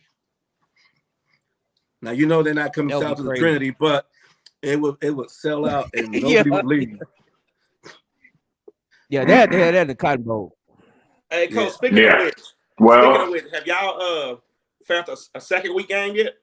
We haven't. Right now it's Allen week 1, and then Sock week 3. We're still looking for a week 2. I heard Alito available. Tell them to come on. I read some of their posts. So I told them to schedule. We don't. I said just schedule. You tell who? Some of their fans were talking about. We have a week 2 available. Come on. Yeah, Alito ain't trying to play nobody, man. No, they ain't coming outside. No, man. They ain't coming out past I-35W. They ain't coming. They gonna play Weatherford and be happy. He said Weatherford. Wow. Brock. Or Azel. They gonna play Azel and say we love Patrick. Leave us alone. Springtown. Hey, Coach. So out of curiosity, y'all can get a rematch with the St. Francis team from last year? No, I think that was a 1 year deal. Every time a team travels down here, they get compensated. So I know Coach Matthews has some good things in the works for next year and the year after. I'm telling you, man, that man probably sleeps about 3 hours a night. He is constantly working, trying to put our kids in good situations. But he has some fun things. Obviously, I can't talk about it, but he has some fun things coming up on the pipe. For the. So y'all not looking at the national route for the second game, are you? We were looking. We just couldn't find anybody. That's what hurts you when you play an out-of-state team, because then you got to look for somebody. You know what I mean? Mm-hmm. Because they'll play you 1 year and that's it, and then you get stuck trying to find someone else the other year. So have y'all found a week 2 opponent and they just turn it down or whatever? No, because everybody that we contacted earlier is booked up. You have to go find somebody who had an out of state game week 2. Who had the game canceled? Yeah. Yeah. That's worth it too, cause y'all not looking at no 4 or 3 team, so it got to be somebody worth it, right? Yeah, y'all want somebody to work. Yeah. And all we're trying to do, man, we just trying to get work. Duncanville loved that week 3 off. So I was like, I don't know if he even looking no more. He kind of like having that extra bye. I think it gives you an opportunity to keep your kids healthy going into the district. You know, it depends on how you want to look at it. I think Duncanville is good enough to take week 1, 2, and 3 off. You know what I mean? Yeah, for real. Hey, because when you think about it, you know, practice probably harder than some of the games you're going to get anyway. Yes. Can you imagine going against Colin Simmons every day? Hey, what a talent. What a talent. He can't make you better. No doubt about it. What a talent. He's a great kid. He's a really good kid. Him and Dorman are really good kids. I got a question, Duke. Coach, who do you got? Do you think who you got out of Longview and Lancaster next year? Man. Come on, Coach. That's a Longview is a much tougher district. Well, they both in the same district. Well, I mean, yeah, I think they got a. They play at Lancaster this year. I give it to Longview. You know what? If they play again in the playoffs, who you got? Now that's a different story. It's hard to beat a team twice. I think Coach Paul does a great job of breaking down an opponent. He did a great job breaking us down for a scrimmage last year. All the people be sleeping on Coach Paul over there. No, Coach Paul does a great job. Now, if it goes into the playoffs, you know, anything's possible. You know, obviously you got injuries, you got issues that can happen. You know, it depends on where it goes, but you know, I could see Lancaster winning the second one. I think for me. Now, do you see either one of them beat the Leo? Longview. The Longview. I think so too. I think Longview. I honestly think Longview went last year. That's the way you looking. It went for the Welder. Who did Alito beat? Didn't Alito listen, man? Alito beat Longview last year, right? Yeah, he beat last year. Right. Yeah. Okay. And that was the guy. I remember the kid from Episcopal. And I don't think a lot of people are talking about them, but they in my top 5 of power rank. Alito. Right. Yeah. Wow. Now Longview lost their quarterback, so I don't know who they're replacing the quarterback with, but you know they got 12 starters back. Listen, man, you're not Alito is Alito for a reason, and they got a great chance of repeating. I think Lancaster can beat them, but Lancaster don't have an identity on offense yet. Until they find that out, man, they're gonna struggle. To piggyback real quick, real fast off that Lancaster question, I think for me, I want to see how they look in week 2 against Sock to determine if they can beat Longview in week 7. That's what I'm gonna say. Hey man, Swaggy, you got what you are rubbed off on Coach Todd over there putting glasses on. Look at Hey, you look like Ray Charles over there on the cool. What's up, Coach Todd? You finally come back. I figured you broke up with us, man. You ain't came on the show in a while. Nah, man, stop playing, J Mac. What'd he say? What Todd you have been gone for a while? He been gone for a while. I thought he broke up with us, He man. been gone for a while, dog. At least 3 weeks. I don't get nothing but 1 week vacation. Hell, shit, I go to work tomorrow. Say, J Man, I tried to feed this Coach Todd and everything. He just ignore me and everything. Nah, right? I don't never want to get on your bad side. You fuck around, have you like pinned on the ground, get my ass whipped. How about you can't breathe? Yeah. Hey, Coach, don't start, Coach. Say, hey, Coach, tell me this, Coach. Who gonna be the one out of Longview and Lancaster? Can they beat Alito?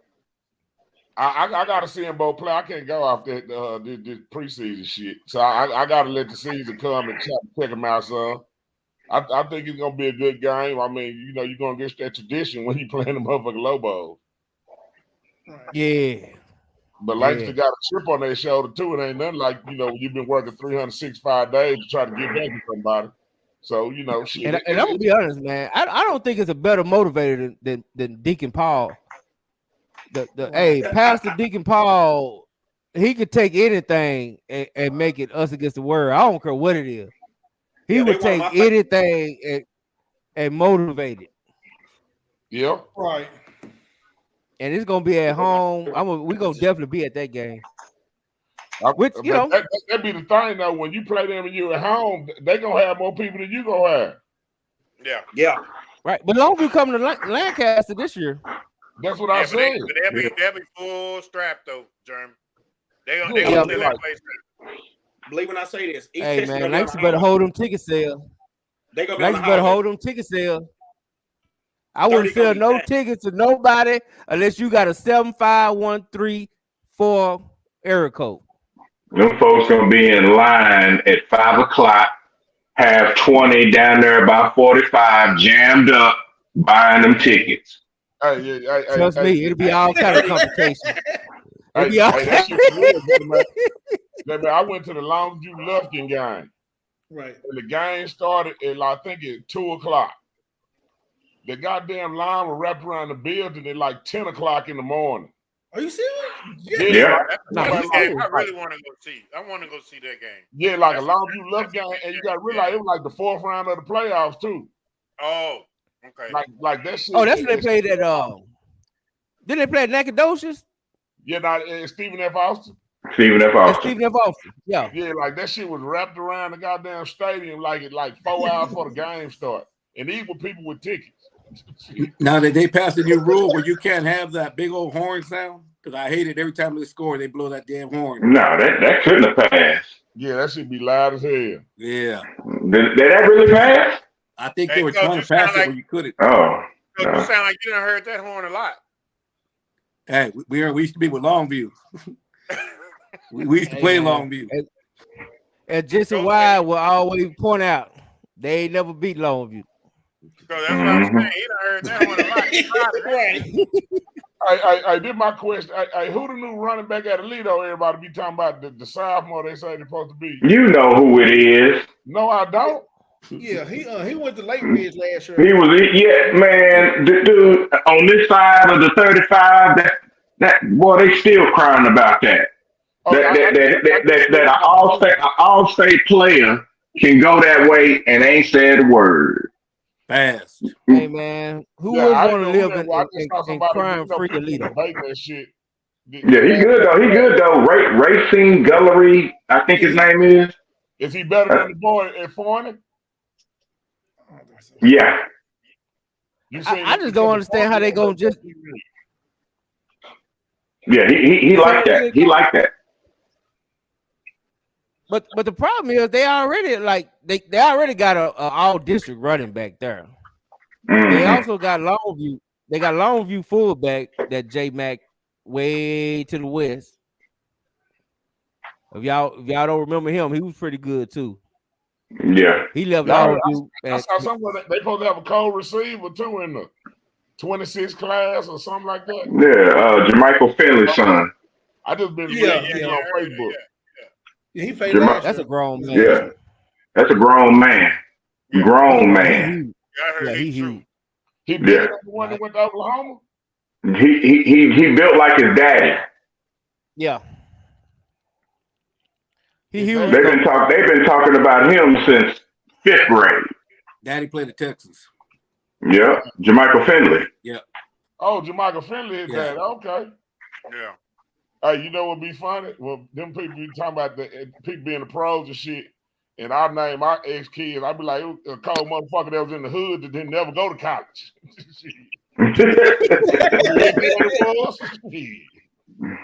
Javon Rowe. Who his daddy was? Oh man, you had to be there to see. Yeah, motherfucker played 2 years of football and quit. And cold as hell. Shit. Roz, I ain't lying ever. Nah, you motherfucker say shit. They quit school the sophomore year, like fuck this shit. It'll be cold as hell. No, man, but hey, so after this, since we got you in, hey, I see you got the coaching school guru. Are you speaking again this year? No, we throwing a party this year. Shit. Oh shit! You go. Who's speaking? Is Coach Matthews speaking this year? Yeah, I think Matthews and Sam speaking. Yeah, I think both of them speaking. Because I think it's like whoever may win Coach of the Year or something like that, they probably both won it for their divisions or whatever. But I'm good. I ain't want to speak no more. No way. Damn that shit. Hey man. Yeah, I heard all the excerpts from your speech. It was legendary. Ain't no sense that you ain't got to ever go back. Ain't nobody gonna top that one. Hey man, I was just keeping it real, man.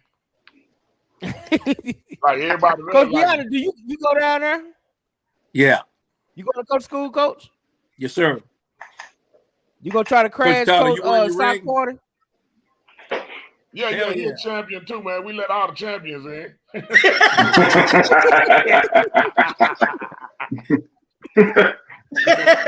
You know what gets you in the VIP room, right? You got to show them the ring. Yeah. Right. You got documentation with the receipt and everything that was made by the district.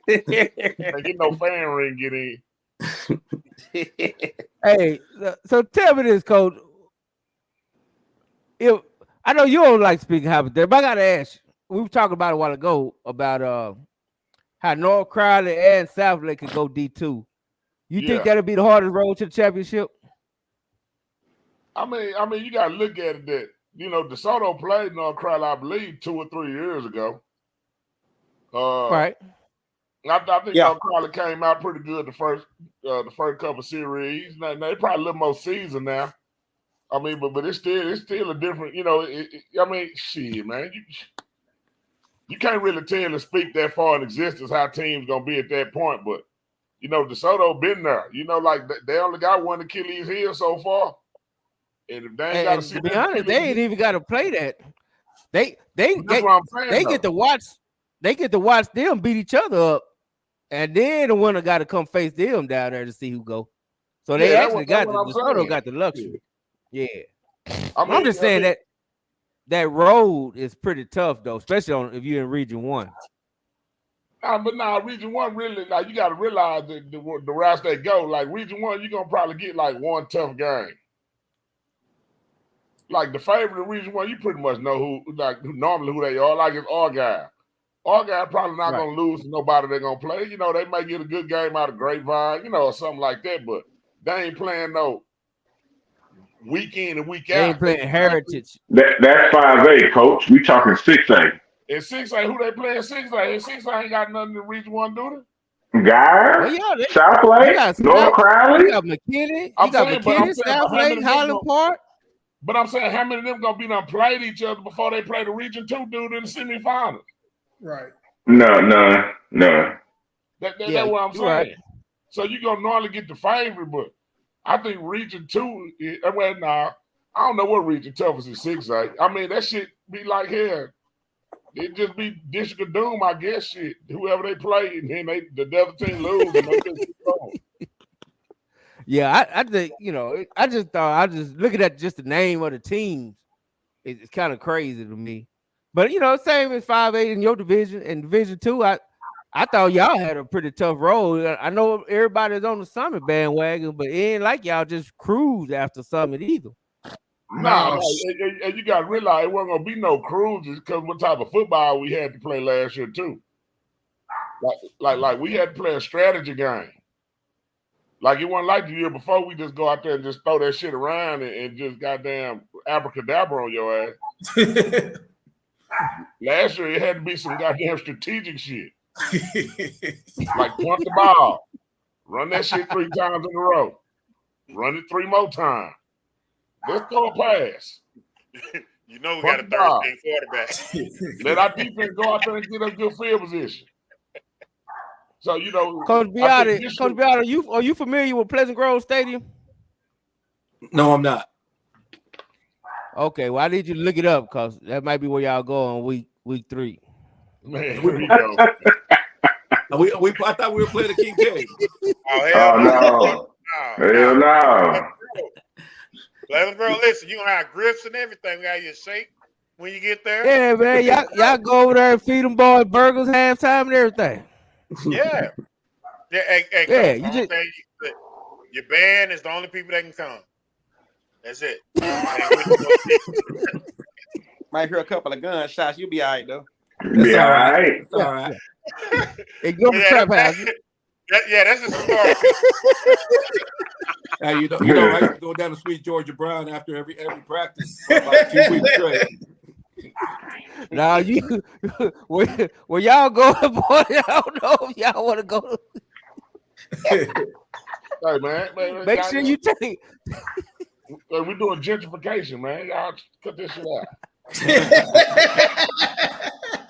The only thing got gentrified over there is they got turf.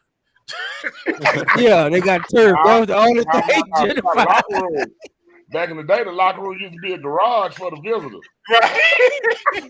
Hey, they got turf in the concession stand. You talking about they done built the neighborhood up. Yeah. And the parking lot got repaved. Yeah, and the barbecue band ain't scared to come and post up this time. Lighter fluid and all. Hey, so B-Rod, I got a question for you, man. What up, Coach? Now you saying Lake Ridge lost a superstar running back, and you saying they gonna get 4th place in the damn district? Say, Coach, listen, Coach. Over here. We lost a running back. It's okay. You know, he they driving 40 miles allegedly to their new school, but no, that's whatever. But no, we're gonna be all right, Coach. No, we got some talent over here. Y'all replacing them, right? Next man up. Hey, that boy Rod, that boy love that Lake Ridge. No, it's next man up. And but like I said, what people don't realize about Lake Ridge, out of all the 5 schools in Lake Ridge, we have the biggest enrollment. We got 2,800 kids here. Yeah. We got 2 freshman teams, 2 JV teams. It's just, well, it's other stuff going on. I ain't gonna say online, but we lose players. We lose players every year though. Yeah. Y'all got 2 freshman teams and 2 JV teams. Yeah, that's a Mansfield staple. There, so that's out there with them nice houses, huh? Yeah. I don't live on that point though. Yeah. Yeah, boy. See, I don't live on that part. I live on the other part. I live on the Grand Prairie part. Hey, Ty, that's up there with Tamala Man and all, David Man. Yeah. No. Man, Go with that. 600,000 for a house. Right. Yeah, starting price. Yeah. Right. What's that stadium? What's the stadium out there, B-Rise, off of 360? Yeah, Newman, yeah. Newman. Just go to Newman and keep going back. That's where they at. Man, yeah. But say, but know what, Coach? But I know one thing though. We got a damn good baseball team. Man, what about baseball, man? Baseball. We'll tear y'all ass up. Hey, you ain't gonna tear up the bad new Burns. We get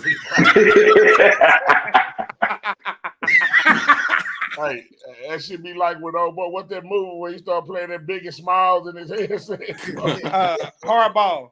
Yeah. We give y'all, hey, all right. Well, hey, that's all right. We gonna sign up to play Lake Ridge baseball. No. Say, no, we got some dollars over here. Just I don't know what to say, man. It's just I just can't explain the Coach. Y'all just got a new DC, didn't you? Yeah, we got a new DC. Yeah, he was the DB coach at North Shore. Yeah, so. Yeah. Well, y'all better not play that damn defense over there in Lake Ridge. you gotta have goddamn dogs to play North Shore style defense. He is for a culture shock. He is for a culture shock when he get to Lake Ridge thinking he ain't got the same players. Hey, but I was watching that Lake Ridge game, and I'm like, why they keep playing man to man on them boys and shit like that? Because they not like that. Man, I just play zone. Just let them catch the ball in front of you. At least do something about it. Say, Coach Todd, I promise you, if the coach cuss a kid out, the parents, man, they'll complain, man. It's the parents, man. You know, and that's why I stay in my area where I'm at, where high active behavior is condoned and loved. See, y'all go different. See, like the DeSotos, the socks, y'all go different. Oh, but out here, man, they gotta watch everything they say out here. Yeah, Warby telling me about that suburb shit. She is really. Yeah, they for real about that, man. Shoot, the Booster Club president got more power than assistant coaches. Oh yeah, it's real out here. It's real. School with a Booster Club. Yeah, man, it's real. That's what you need to do, B-Rod. B-Rod, you got to run for president of the Booster Club, bro. Man, not right now. You got to be president of the Booster Club. Nah, not right now. Hey, J Mac. I talked to a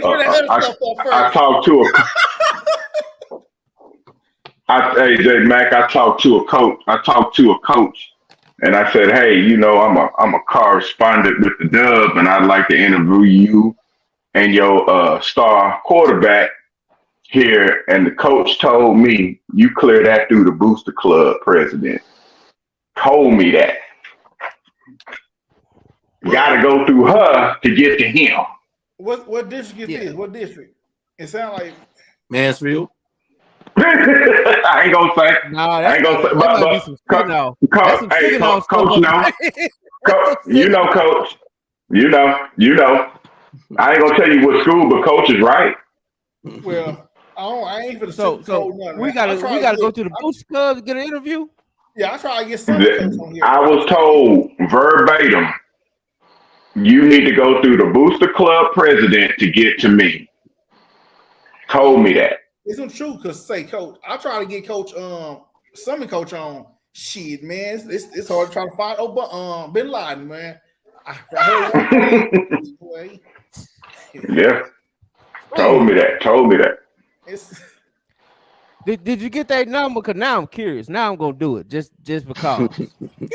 I'll pass it to you. I will do it now just because you know how I am. I'm just gonna do it. Gonna mess it up for everybody, J Mac. Just gonna fuck with it. I try to get Sam Coach on too, boy. These Booster men say these Booster clubs and they be. Hey, Coach Beattie. It's funny that Coach Beattie said that right off the rip where it was. You've heard that before? This is what I heard, because I thought Lake Ridge could be a really, really good job. And when I inquired about a job at Lake Ridge for a head coaching job, they said that Mansfield ISD micromanages everything. Okay. Everything. So, and I said, when they take the power off a head coach, I can't win there. So I right. Damn. Yeah. Hey, another thing we got to discuss too, man, is y'all with these damn fabricated ass ranking system y'all done came up with that don't know about It wasn't me. Hey, what you talking about? Well, you dropped one. Right. Swaggy. Y'all got Kimball in front of Cedar Hill and shit. Like, what kind of shit is this? Hey, man, y'all got more faith in Cedar. Yeah, you disrespected the K. The K is gonna be good. I'm being fucking honest. You ain't gonna disrespect the K. Is gonna make the playoffs. I'm not finna disrespect Cedar Hill and say, like, if you make a ranking of the best teams in the southern sector that you can put. Fucking, I think you had Hutch. Hutch gonna make the playoffs, Coach. But that don't make you a better team. It's gonna make you go farther. No, come on, man. Better get Coach blood pressure up. Okay, but then that was your logic. Now, but see, this is my problem. Like, I ain't got no problem with people ranking when they said, okay, Duncanville, DeSoto, Lakers, the Sox. Okay, last year, like, shit, that's the pecking order on how it really went. Right. But then you'll come back and say, but Sox went farther in the playoffs, so like I don't get that shit. I'm confused. Well, I'm gonna be honest, and I was gonna put Langston before Sock, but the only reason I didn't is because Sock went back to back.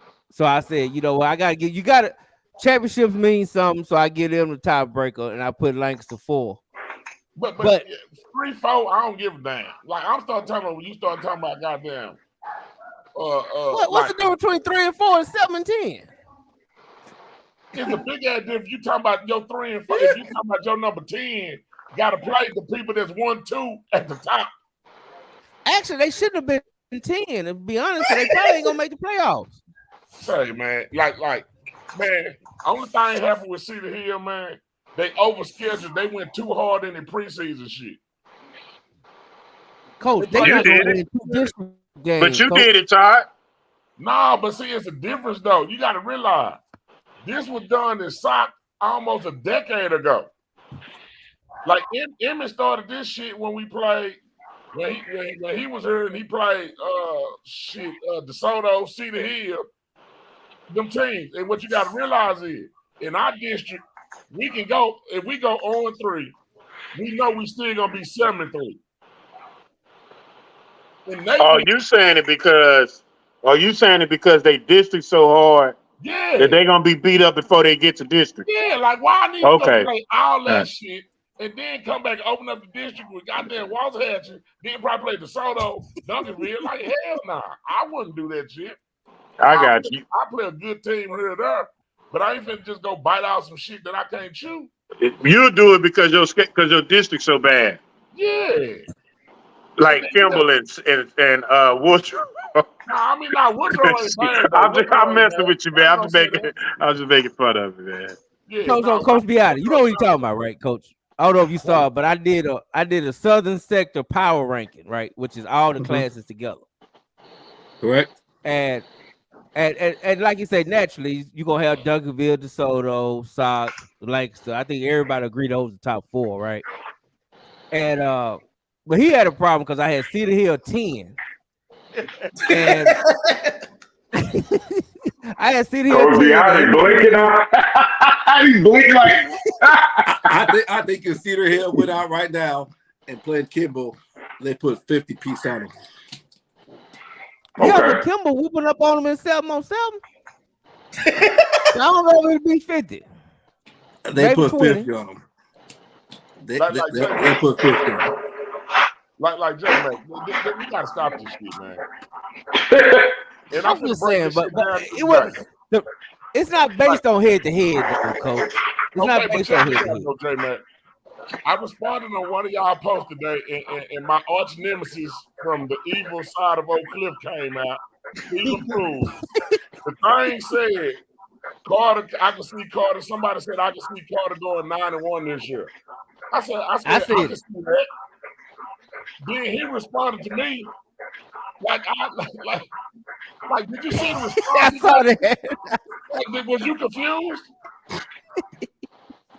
Like I said, Carter got a possibility of going 9-1, but I couldn't tell who all the teams they played because it was Hammonds. But like he came, I felt like I got charged up for saying that. Like I ain't understand that. That's the type of shit you bring out with your pose. But you know what, Coach? That's just that's what I bring out with every time I pose. I get somebody.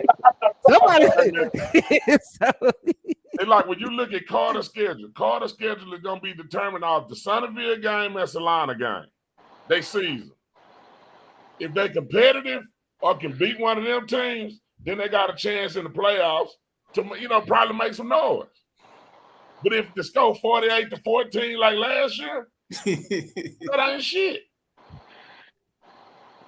That's what I was trying to say. So okay. When I'm looking at the rankings and shit like you be saying, I be looking at them type of guys like have a team close the gap on the teams that beat them, or are they gonna be more competitive against them teams to show some growth? Well, I'm gonna take it a step further than that. They real high on that Frisco team. Was it Panther Creek? They real high on that team. You beat me to it, Coach G. I would just say them words. Mm-hmm. No, Panther Creek, who you watch out for. Ain't that the team that just lost the quarterback? Nah. No, Panther Creek bringing back everybody. They bring it back. Yeah, they're 11-11. See, Panther Creek had kind of like Emerson. They had Lone Star transfers from last year who couldn't play, so they were forced to play JV. JV went undefeated, so they gonna be a force this year. They real high on that Frisco team. Hey, man, Yeah, me and McDavis were talking man, about I'm that. about to hear that shit y'all talking right now. But you They know, gotta I'm prove you it. got to They show check me. off no JV schedule. No, They what I'm like saying, they lost goddamn one game a year. Coach, what I'm saying is the players that played JV supposedly played varsity, but they couldn't. But they couldn't. They wouldn't let them. The DEC wouldn't let them play. What happened was, I'm saying, did Panther Creek play a varsity schedule last year? Yeah. And they had a whole bunch of people that was on JV. But they got a few players on JV. More than a few. The DEC. What we're saying is this: they had about 13, 14 players transferred from Lone Star to Panther Creek who couldn't play last year at all. So we're saying this year they're gonna have them 13, 14 players. It's gonna be serious. Or they're gonna be Solana. Or they're gonna be Solana. And let me get this right because playing Carter and them. I thought y'all were talking about like they were like one of the Frisco schools that's in 5A. No. They ain't Carter this. They ain't Carter district this year. Oh, okay. I gotta get this on the record from Rod because you know Rod don't let nobody else say nothing bad about Carter, but he sound like he finna say Panther Creek for the beat Carter, so I gotta get it on the record. Oh no. I gotta get it on the record. Is that what you saying, my brother? Hell no, we going 10-0. But I'm just saying. Okay. Oh, you just said. I'm just saying Panther Creek gonna be a force this year.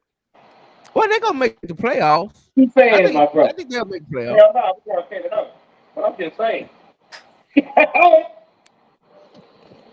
Yeah, I believe that. But I don't know if Panther Creek. Like I said, we'll see. Hutch, they still got to get through Hutch and Carter and Solano. That ain't easy. I don't think that's just easy. I mean, if Panther Creek can play any kind of football in their district, they should make the playoffs. Yeah, for real. I mean, because it's what 4 going to the playoffs in that district. Yeah. It's only right. So Carter and Solana gonna go, and the rest too is that ain't hard. You know what I mean? That district not top heavy. No, it ain't. Just 2 teams. Yeah, that's what I'm saying. So if they can play like Swaggy and Coach G said, then they should be in the playoffs. Because if they don't make playoffs, then shit. Yeah. Hey, I know a lot of people talking about them, and I'll put them in there, but I'm just, you know, I'm not really worried like the way they are. Because I still think Solana run that district until somebody beat them. So it really don't matter. You got to think about this. And like Coach G said, they have Frisco Lone Star players. Do you know how good Lone Star is? They have Frisco Lone Star coach. Nah, but they got key players from Lone Star. Hey, Swaggy, what was their record last year? We don't know that. What was their JV record, Swag? Do you know? 10-0. They went undefeated. How bad did they beat Carter? You said what? Carter. One our internet's went out. What was the JV score with Carter? I can't remember. A lot to a little. Okay. But they beat them. Running clock. Well, I just know all I know is that they're reinforced. But that's one of my missions here in the next couple of weeks. The Emerson quarterback that was there, I'm trying to find out where he is because I hear he's not at the school anymore. But that Panther Creek school, that Panther Creek. You know, if he left, he not going within Frisco because he's automatically he won't be able to play varsity. Okay. Yeah, he left Emerson. That's what we heard. I heard that too. I heard, that he's not there. Yeah, he's not there. If he's smart, he go to Melissa because Melissa need all the big time playmakers they can get. That's all. I feel like Melissa, if they get a game breaker, they could definitely be champs. Coach Ty, you the what's guru up now? on this. Correct me if I'm wrong on this. Okay, if he transferred from Allen to Emerson, and he already had trouble leaving Allen, now he's trying to go somewhere else. That could be a red flag. No, we're not talking about Hawkins. We're talking about the incumbent. We're talking about the incumbent that Hawkins took his place. Oh, I'm gonna say. Yeah, we're talking about the incumbent. We're talking about when they talk about Emerson, they bring back 11 starters on each side of the ball, but that's not true. Oh, okay. Because Hawkins is there. Yeah, the quarterback that was there, because I don't know if y'all seen his huddle in YouTube. That kid was nice too. He was nice too. Yeah. Yeah, he was good, but I hear he's not there now. Hey, Coach T. Yeah, I heard he didn't take the motion. Did you know that Panther Creek, Lone Star, Panther Creek and Lone Star is only a light away from each other? Yeah, I mean that's talent in that area. It is, but they diluted it so much they built another Frisco school. Yeah, that's ridiculous. That's ridiculous. Yeah, who they think they are? Fort Worth? With it. I can't keep who they think they are? Fort Worth? I mean, I remember, boy, if I told that story. Anyway, there was only one school up there, Frisco. And we went up there to play them in footman in my day, and it was Let's Go Coons. But anyway, I digress. Now it's what? What is it about 15 school? About 12? They got 12, 13? It's 10. Like 12 now. 10. 12. Yeah. 10. They diluted it. They diluted it real fast. And then I heard the rumblings when I was up there working 2 weeks ago. They saying some of them mad because they can't even get to Ford Center because the schedule's too big.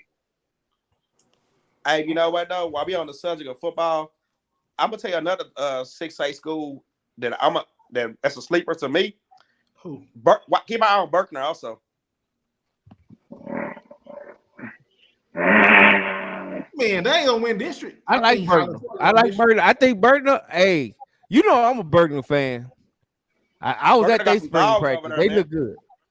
They got some dogs over there. Yeah, they gonna be Highland Park. Ain't that they by district? Hey, who they by district? It was some J Mackin going on at Berkner. They got some ballers up there. Okay. Grand Prairie, Coach G. Okay. Grand Prairie School. So that's Grand Prairie, Arlington, that district. Yeah. Arlington Martin, that district. Yeah, only 2 schools I like in that district. Let me ask Coach Todd a question. And Coach Beattie. Yeah. Coach Beattie and Coach Todd. Do y'all believe that Arlington Martin gonna drop with Wagner gone? Yes. Damn. I see that. You said that too fast. He knows something. He knows something. He knows something. He said that too fast. He knows something. Yeah, I can see that. I don't know who they hired or none of that stuff out there. I don't know. Inside hire. From within. Yeah, inside. Old money area. Mm-hmm. I don't see the young. I like looking at newer areas where young families are moving into. That's old money with old families that people already graduated. Mm-hmm. So they need relocation. They need relocation to keep it going. And I wouldn't doubt that they would redraw the district to please them. That's their golden child. Right. Okay, so is that a similar situation to what's going on in Houston with North Shore with their coach leaving and a new coach? Nah, he took a better. They paying that man. I heard he was running thing. Willie Green was running thing before K left. He was running. Yeah. Okay. I'm just making sure. Yeah, Willie Gaston. Yeah. Yeah, he fine. That's upward mobility right there. North Shore fine. North Shore gonna be fine. Get ready for part 5. It's going down. Yeah, I agree. I want to hear this from the 2 coaches. Tell me this: who y'all got? What y'all think about Argyle and Melissa? Argyle. Can they challenge? And I talked. Matter of fact, take that back. Cause my man Mac Diggs over there inside DFW, He says that Lovejoy has put it all together. Shout out to McD. He said Lovejoy has put it all together. And what they put together, they ready to. Yeah. We gotta ask Matt. I'm just telling you what he said. I can only tell you what he said. Here's a bigger question on Lovejoy. That's my favorite. Allen comes back, does Lovejoy, those kids that left Allen to go to Lovejoy, come back to Allen? Number one. And number two, I don't think it was they're lacking kids. I think they were lacking some coaches because I saw some of the schemes they were playing. I believe it was the first time, Todd, when y'all played them. And some of the schemes that they were playing were horrible. Yeah, like I mean, J Mac. When you talk about, I guess you talking about Lovejoy now. Yeah. In due time, my son, we shall see. You said okay.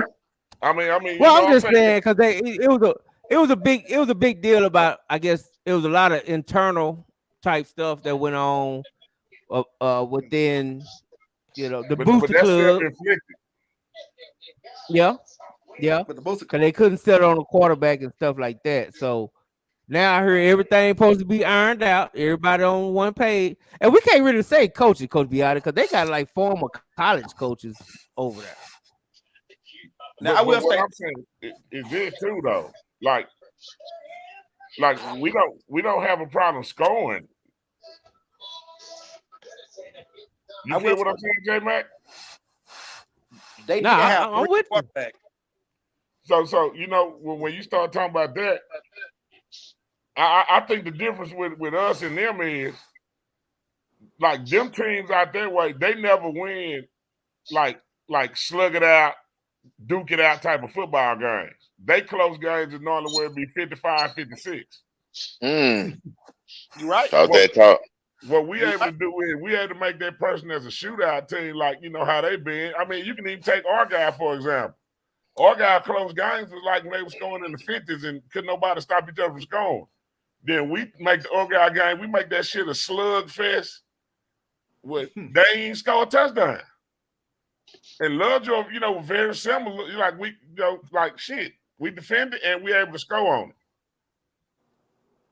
So, like you telling me they got a quarterback, I don't see what difference that makes. And you got to realize too, I think what this will be the second year we played Lovejoy, we played Red Oak twice. And even the one time Red Oak was able to beat us, when Bam them had the little video and all that little hype shit. Yeah. You gotta realize, we had 5 turnovers in the game we lost. And we fumbled the punt that could have put us up to drive and win the game on the 2-yard line. So, what I'm saying? Even in the game he was able to beat us, it was still, it wasn't no blowout. So, I mean, shit, it is what it is, man. I was at that Sock Red Oak game.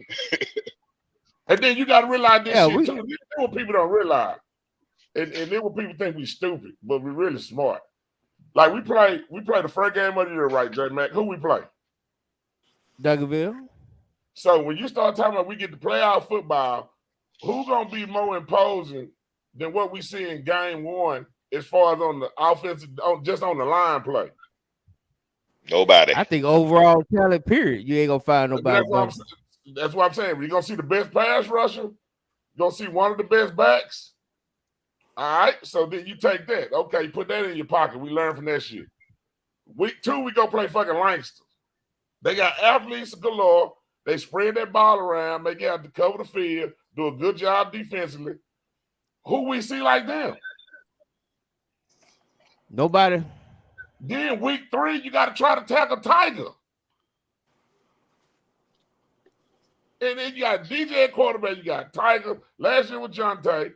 I mean, this year it's supposed to be the Dalen kid. You got to look. I mean, so what we seeing in week 3, in 3 weeks, and really 4 weeks, because if you really take Dallas Parish, they can really go in 5A and 6A and really compete and at least be a third-round team if they're in the right district. If they're in 5A, they probably like they could either you put them in Region 1 playing Argyle, we'll be playing them in the semifinals. I mean, like Parish is really good. So what I'm saying, and they got good line play, they got size, they the better teams in 5A Division 2 gonna be something similar to them scheme wise, size wise. So when you take all 4 of them games, we done seen the best we gonna see in the first 4 weeks of the season for the entire 16. Ain't no doubt about that. And the one good thing is them kids are not going to back down from any of those 4 weeks. Exactly. So I think that be the difference. It's the mindset when you can relate back and say, man, well, goddamn, what we do, we were down in Duncanville at halftime. I mean, when we lose to DeSoto, what we tried to do in the second half, what we hang our hat on. And you find yourself in them games. But that shit go back to Emmett. When Emmett scheduled all this shit. Like my first game as a head coach was against City Hill, and they were defending state champs. Stock been going on 3 for damn near a decade. Yeah, they have. Are you gonna keep that up though? I mean, we trying to erase that shit. That's why we don't mind playing the game and playing. But that's what I'm saying. If I was just a head coach, just talking about some stats and shit, if you take away. Since I've been there, we done lost to Duncanville 4 times, all 5. We done lost to DeSoto 3 times. We done lost to Cedar Hill twice. We lost to Ennis once. You put all them guys, them 10 easy victories, we could have scared some more bullshit. We could have played fucking 40 or some shit. You know what? I'm being real. Let's get Porty on the schedule. I'm just throwing a name out there. Like, we played Duncanville, Lancaster, DeSoto, and Dallas Parish, man. Like, damn. Todd is correct. You gotta think about this. Remember this. Kimball used to always do the same thing. Kimball used to start off with John Tyler, Ennis, Garland, and there was somebody else they always played. And they always go 0-4 or 0-3. Then they ain't lose no more. That one stock one in Kimball District, by the way. Well, they all then they ain't no more. They went 0-1 too in the playoffs. But I'm saying they'll get in the playoffs and they'll be battle tested, just like Ty's saying. So battle tested, dude. They lose in the first round every year. Not them years. What years you talking about? Are you talking about the years when He's probably talking about the year Warden was there. Warden went to like they went to the semifinals. Yeah, they went to the semifinals. No, they went to the regional final. Regionals at Texas State, they lost to Texas Stadium. Who they lose to? Nah, you talking about that shit back when you was in school, Will? No, I'm talking about when they lost No, I'm talking about the dude that went to the mark. I'm talking about the dude that he was the head when Phillip was playing. When Phillip was the running back. Nah, they lost in the first round to Ennis. No, didn't they? But they made a run one year, didn't they? Nah, that's when Warden was there. That's when they played. That was Keith Houston was the running back. Oh, okay. And Mike Adams was there. Okay.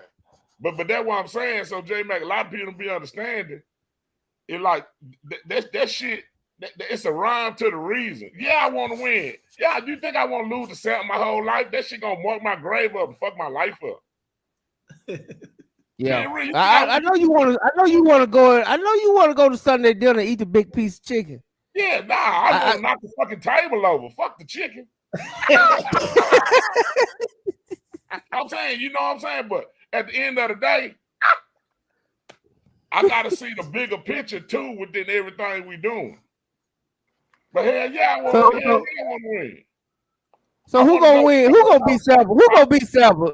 Who gonna beat Salva first? You or Mathis? I don't know. I mean, Mathis done beat him once. I'm talking about now. He ain't beat him since he beat at DeSoto, I don't think. The second time. He came back. That 1 year. No, I'm talking about the second time. Second time. You know, because he left to go to SMU and came back. I thought since he's back, he ain't beat him. Yeah, nah. So who gonna beat him first? Who gonna beat him first? You or Matt? Hey, like we on the clock first, so shit, we up first then. I mean, that's what that shit is. Like I think they were counting the days, and I started counting them shits too. It is what it is. I tell you what, man. It's hard for me to. I don't know, man. I don't know if neither one of y'all gonna ever get a chance to get the old man. Old man gonna go out. He gonna go out on top, man. I think the old man gonna go out on top, man. Hey, man. Hey, damn you. Hey, Coach Beattie, who go get samples first? The man matches or Coach Todd? Beattie ain't saying nothing. He's sitting over there chilling. I ain't trying to ruffle no feathers right now. I'm just gonna sit over here in the corner. Hey, man. I'm enjoying the show. Hey, J Mac, when we do, I'm gonna run around Dallas ass naked. No, we're not gonna do that. You can definitely run around Dallas, but not the right. Ass naked. Hey, you know what? I wouldn't blame you. Absolutely. I wouldn't blame you either. But go ahead, Coach Beattie. I don't want to steal your chance. Who gonna win? Who gonna beat Samples first? It depends. Is he retiring this year or not? Hey, man, and this is no lie. Me and Will was at the spring game. Samples didn't sound like he finna retire no time soon. I'm just gonna be honest. He ain't retired no time soon. Samples say he having fun. I'm gonna tell you a good thing too, though, is that sometimes it's good when a team is so good because they make it overlook you. Like when you got, because you got to realize, like when these kids is on this whirlwind of recruiting visits and who trying to sign the biggest NIL deal, they ain't thinking about South Oak Cliff. Like what you got to think about little old South Oak Cliff for? You're a lie, Todd. You're a lie. You're a lie, Todd. Todd, you sell that dream to somebody else. Y'all look like Duncanville and DeSoto. Todd, you can say that. They ain't thinking about us. Todd, listen, it's 4 schools. Right, three schools who always are looking at y'all 24/7. That's DeSoto, that's Duncanville, and that's Lancaster. They are not keeping an eye off y'all at all. Man, they ain't watching them, man. They selling the country. Man, they got them doing recruiting trips. Yeah, okay, all right, Todd. Advertising, marketing books. We just y'all the same circle. Death Row, we ain't got number 1 returner guy back on defense. Like what is soccer right now? Really? Todd, really? Todd, really? Todd, none of them schools wants to lose to Sock because they know what comes with it. Yep. You lose to Sock. Yeah, to you. I ain't even gonna say Sock because they don't give a damn about Sock. It's Coach Todd. Ain't nobody trying to lose to Coach Todd. I'm sorry. Samples ain't trying to lose to Coach Todd. Coach Paul ain't trying to lose to Coach Todd. And damn sure Coach Beattie over there, he's smiling, but him and Matthews ain't trying to lose to Coach Todd. Hey, ain't nobody worried about soccer, man. Like we the smallest school. You know, don't nobody like they gonna talk the biggest shit. They gonna talk the biggest shit. Yeah, hey, Todd. If I gonna talk the biggest shit, you already said you gonna run naked around the. You gonna do the Erykah Badu down Main Street. Hey, that's a South Dallas thing, J Mac. It's definitely a South Dallas thing. Hey, it's one thing to deal with Coach Todd, but if they beat DeSoto and Duncanville and Lancaster, hey, you talking about alumni gonna have your ass annoyed? Bro. Hey. Here's the messed up thing about this, Todd, and this sounds so is your alumni would give you a pass if you went 3-0, 4-0, and then win state. They wouldn't even give a shit. As long as you beat Duncanville, DeSoto, and Lancaster, shit. Man, might say they care if they don't win state, but they don't care. You getting a parade. You getting a parade. Hey man, nah, fuck that. You getting a parade. Like it. You getting a parade. It ain't many times in life you get a chance to go for a 3-peat. Hey, Coach Beattie's silence is telling us everything. And that smile on his face is telling us everything. Because he know. He know. Hey, look at me. He know. Hey, Todd, you got to look at it this way, Todd. All eyes are on us because we're respected, and we're feared. Yeah. Don't get it twisted. I can guarantee Samples knows what we do. He knows what kid moves in. He knows what kid we have because we're always chasing each other, and it only makes us better. But he's not chasing y'all, Coach. Well, correct. Correct. Right now, everybody, like I said, to be the man, you got to beat the man, and he is the man. And I think that it's going to be. I don't think North Shore is going to beat them if they meet up this year. They can talk all they want about quarterback play. Quarterback didn't play. All that. Man. Duncanville is as long as that number 8 is healthy and lining up, they ain't gonna beat them. And number 29. All right, man. And number 29. I did what I'm saying. And number 12. You remember for the first game of the playoffs, when you was in the locker room, what I tell you?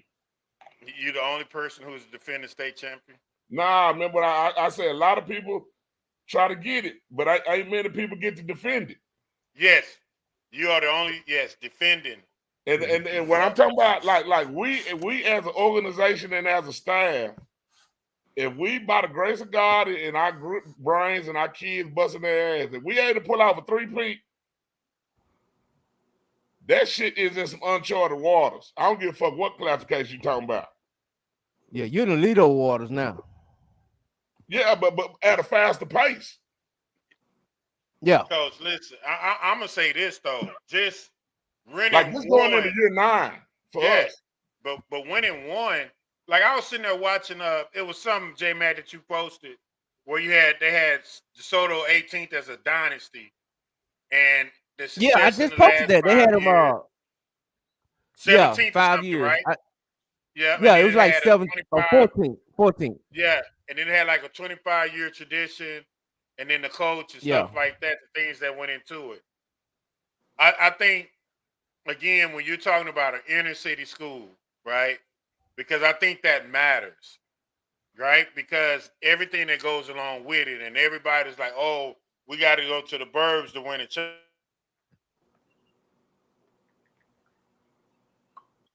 Well, I think DeSoto is in the city. Well, he froze up, so let me take over. Our internet's having a fight tonight. Yeah. I think DeSoto is in the city. I don't think we could just put that on Sock no more. I think DeSoto got they got tough situations at DeSoto. I think Duncanville got tough situations. So I don't know if we could just put that on Sock no more. That's just my opinion. But did what I'm saying. So let's just say, hypothetically say, if everybody run this shit back again. Some gonna happen. What you're doing is amazing. Yeah. They're gonna come up with some new rules and shit. Watch. Hey, you gonna be in one of the hardest regions you could ever even fathom.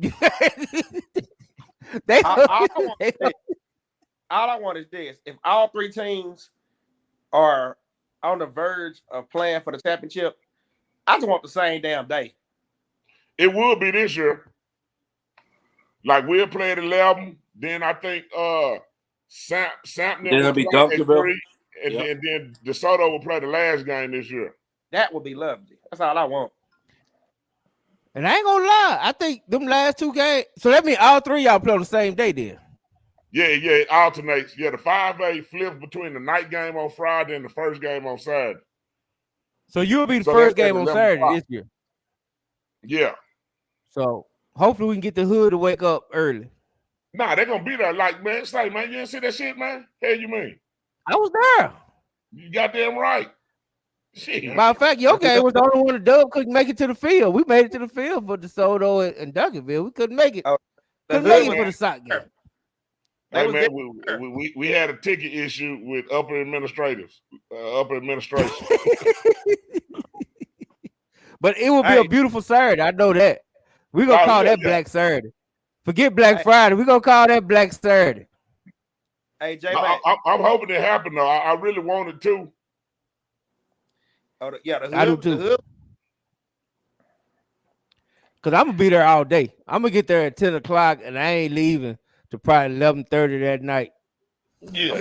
I really want to do this shit again, just to fuck with everybody a little bit.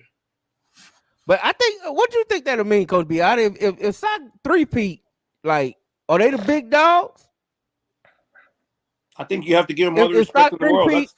That it is hard to win a state title, much less defend the state title, and they've done it. They proved to everybody, and not only in the DFW in the state of Texas, that you could do it, and you could do it at DISD, what people consider inner city school district. We know that they don't get the most funds. We know that they got to spread the funds throughout, the whole city, and they did it.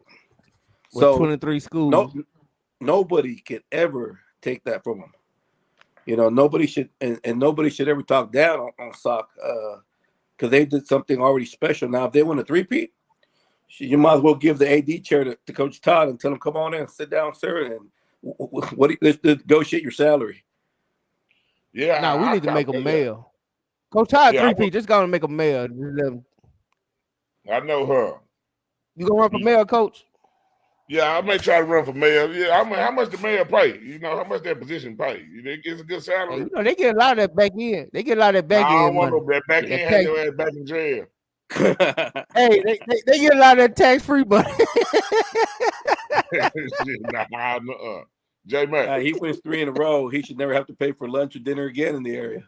Hey, if we can do Todd, this shit, Todd ain't paid for Rudy's chicken. I can't remember the last time Todd up about damn Rudy's. Rudy chicken, man. I'm about to take my little boy. He want to get some. They lying. They serve. They need to close that shit. That's my first act of mayor. Close Rudy chicken. They got that free bill to the shit and can't get nobody no chicken. It's an hour wait. Your car don't move in the line. Like, nah, hell no. First thing you doing as mayor, you closing Rudy's down. Yeah, Rudy getting closed. Like how Henderson them, everybody else can make their chicken in a decent amount of time. I don't see why people keep lining up. I'm like, shit, man, I wouldn't do it. I had boycotted for a minute. My little boy wanted some. I was like, I'm gonna roll through here. Man, the lady say, man, they tell me this hour wait, man, and I'm like car number 15. Like, nah, man, that's all right. I'm gone. Damn. Coach Beattie, what is it gonna take for Mathis to retire and just take the AD job? If he go back to back, you think that'll do it? No, man. Claude has the energy of a 24-year-old. He's always running around. Like I said, he only sleeps about 3 hours a night. I'm like, I wish I had the energy. I think as long as he's having fun, keep on doing it.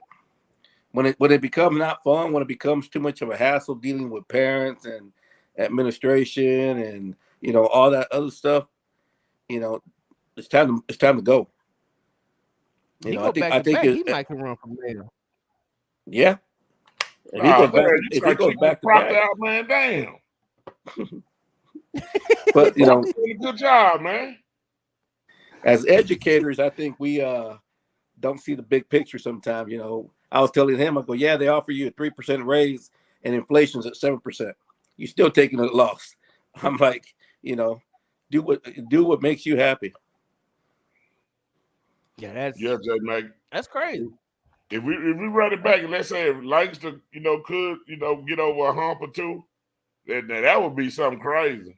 Yeah, that would. I ain't gonna lie, man. If Lancaster, because I think Lancaster probably got the most issues out of everybody that could go. I think, but if they go to state and we got 4 teams, yeah, they got to shut everything down south to 20. Nah, UIL for to move their office down here. Trust me. They're gonna have a central hub at every high school. Yeah, they finna try to get somebody with something.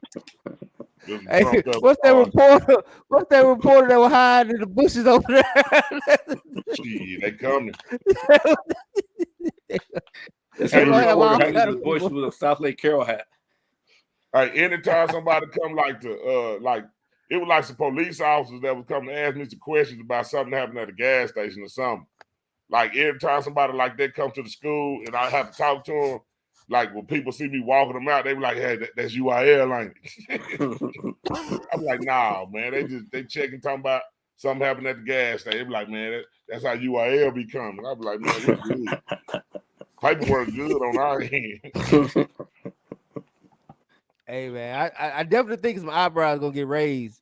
Even if we just redo, if this what we did this past year, if we go back again with just the 3 teams, I think people gonna have a fit. I really do. I think, and if we got realignment coming, I mean, I just think we'll see something drastic change. I really do. Hey, the thing is, they can't change it because it's all enrollment based.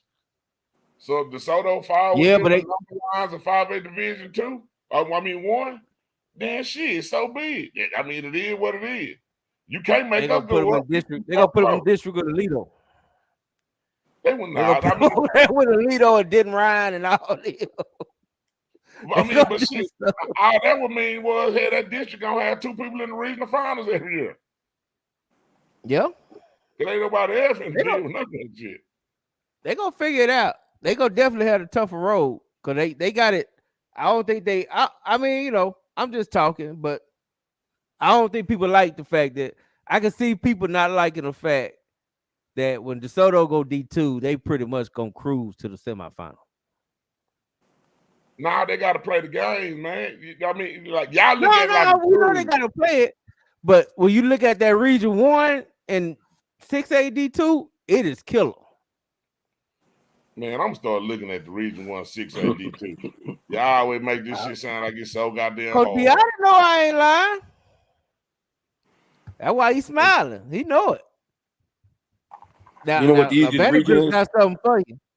Now, Vandergrift got to move in. Hey, yeah. Vandergrift got something for y'all. They wait. Man, the thing be, like, it's their first time feeling it. And when it's your first time, like they don't know how to handle that shit. Like, that be the difference. Yeah. Like, I mean, I walked out of Cowboy Stadium.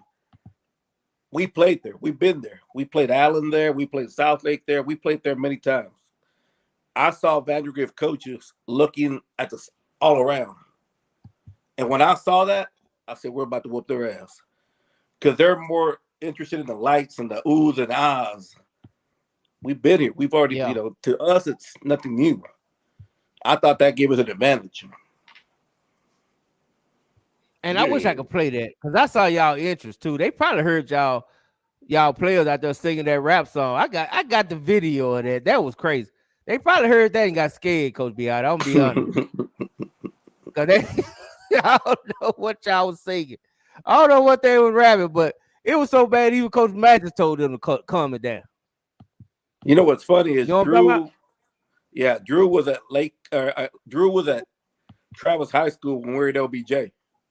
He was a head coach at Travis when we were at LBJ. So we played him when he was at Travis and beat him at Travis. So he already knew it was gonna be tough. Yeah. But he always got reinforcement. Man, I'm looking up this Region 1, man. Look it up, Coach. I'm telling you. Man, you tripping, man. I'm telling you. And the only reason I'm saying that because Region 1, you're gonna have South Lake, Highland Park. It's a big McKinney, Guyer. You got you probably have North Crowley this year. Byron Nelson. Yeah. I mean, it's crazy, man. That Region 1 and 6A D2 is crazy. And DeSoto don't get none of that smoke. They get the winner, whoever get beat up and battered to make it to the hill. But what I'm saying too is this though. Like, okay, when you looking at Region 1, if you were to fill out your bracket before it started, it finished, you know where it's gonna end and for the regional finals. Like based on last year. Right. Like, what was the first game? What was the first tough game South Lake Carroll had? Ooh, Highland Park second round, wasn't it? Nah, South Lake played Crowley. Then they played Friendship. Then they played McKinney, which was a tough game. And then they played Guy. Okay. Then they play. Okay, but so you got to think about it. They won't play Crowley if North Crowley go D2, right? Yeah, but I think they was the runner up. This Crowley was the runner up. So if North Crowley was to go, they would be up there where Boswell or somebody was. Yeah, they'll be the first seed because they'll probably win that district.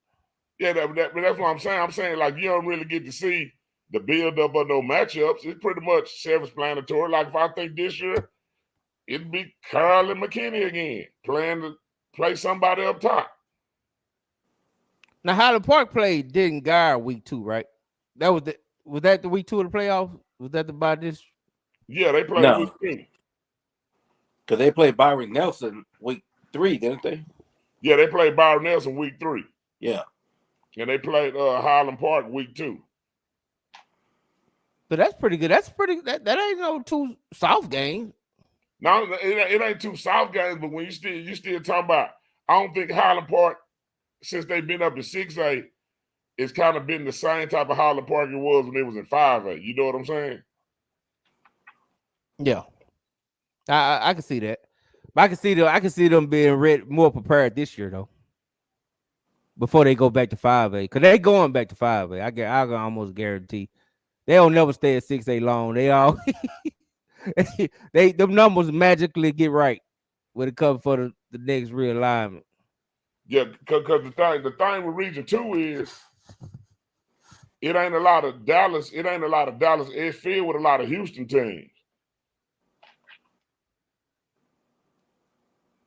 For the 6A. Yeah. Because like they be traveling. They be on the move. Yeah, because DeSoto, what was y'all second round game, Coach? Shit, we played Weiss first round. Rockwall Heath. Heath. Okay, the third round when y'all played the Houston team, right? Yeah, Tomball. I think this year probably be like a Klein Kane or Klein Oaks or something. Probably this year. And see, so you less familiar with all the teams, J-Mac, because it's saturated with a bunch of teams that you don't really talk about or see a lot. So when you look at 5A Division 2, when you be mentioning teams, just mention the teams that you normally heard. Like most of their coaches probably been on your show. You know what I'm saying? Right. But I still think that Region 1 is harder than Region 2 in 6A Division 2. I don't know. I had to look at it. I still think Region 1 is hard. Coach, which one you think is tougher? D2, 6A. I think the difference is kind of like Coach Todd said. When you go Division 2, you're playing teams that you're not familiar with, so you really got to spend time breaking them down, scouting, compared to Region 1 where South Lake and Highland Park and Geyer are familiar with each other. They've played each other. They know their offenses. They know their defenses. They've, seen each other multiple times. So that's the only difference, I think, as far as an obstacle. I think it's more time breaking. Like we never saw Tomball until we played Tomball. We had never seen a single game Tomball played. I'm not saying that. No. We never saw Weiss before. The only thing I knew about Weiss is that they're the best team probably in Pflugerville right now. And their OC had applied to be our OC. That's the only thing I knew about them until we broke it down. Geyer, obviously we're familiar with it. I mean, I saw Geyer when they played Allen. I went to go look at Geyer because I thought in my eyes, Geyer was the one that was going to come out of that region or that area. So, hey man, Lamar said y'all only tell about there's no week 2 game, brother. Y'all get 2 byes this year. There is no week 2. Y'all running 15 games. Hopefully, that's the goal. Yes, sir. That's the goal. That is the goal. But anyway, everybody already out of here, so we can go retire since they ain't coming back. I know you're tired, Coach. Coach Todd, where's the party in Houston? At the Ghost Bar, man. Got a happy hour special for everybody, man. Courtesy of Sock from 8 to 12. Got it. Yeah. Got them happy hour drinks. Hey, man, y'all might see me down there. Yeah, man. You need y'all come on down, man. Oh, I come down, man. You know, I got people down in Houston, man. I come down. I'm coming. I want to party. Yeah, man. Coach school ain't nothing but just really it's like the last supper before you finna get started on this gauntlet. Yep. Yeah. Plus, I want to hear. No, I don't want to hear the speech. I just want to go to the party. Ain't no sense in me lying. I'm coming down there to party. Yeah, that's what more people do, man. People be out there a bunch of networking and bullshitting. Yeah. To be honest with you. Yeah. That's all it is. Hey, man, that's good, man. Coach B, I appreciate you coming through, man, tonight, man. I hope we didn't keep you too long, but you know how we roll on Sunday nights. It's all good. Coach Ty, I'm glad you came back, man. I thought you broke up with us, man, but I'm glad you came back, man. I ain't seen you in a while. Man. Come on, man. You don't ever take into account my loyalty, man. Shit. Hey, man, they say you went to the DR, you got kind of bougie. I didn't believe it, but I'm just saying. I was sitting on the beach listening to the show. You know what I'm saying? Hey, man, I'm glad you're back, Coach. I'm just happy you're back, man. You get lonely on Sunday nights if you can't. We can't get our cameo from Coach Todd. It just don't feel the same. Yeah, man. But too bad I gotta go to work. But my first day back at work tomorrow. I got one day workout vacation. Nah, I'm talking about I got to report back to work. You summer schooling? No, man. That's got 226 in it. I mean, you going to work? What the hell you doing, Coach?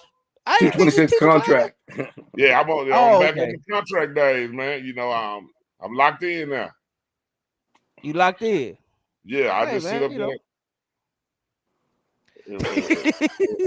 and watch some film and come up with my prediction. I'm gonna go watch all the different teams you've been talking about and come up with my rankings. Hey, yeah. Hey, you know, we dropping the real rankings, the class, the 6A, 5A, 4A rankings Wednesday. I think we'll start Wednesday. I don't know if we go. I think we're doing 6A Wednesday. But we'll do the real rankings. But it'd be like, really, y'all might just drop them all together. Like, don't everybody know how them shit's gonna be? Yeah, I mean, everybody know the top 5. I think top 5, everybody already know. So after it's the top 5 5, to 10. It don't matter no more. Oh, come on. I'm talking take the fun out of it, Coach. No, I'm saying we still got a month for it. It just okay. Everybody debating on when them top 5 gonna play each other, and then who gonna last, or who going Division 1, Division 2. Yeah, man. I mean, it's a long way before y'all play, dog. I mean, we can't just be sitting around twiddling our thumb. We need something to talk about. So, how many teams y'all gonna do per classification? 10, man. I ain't going past 10. No, but see, that's the thing, though. You got to do more than 10. And 6A need to be 20.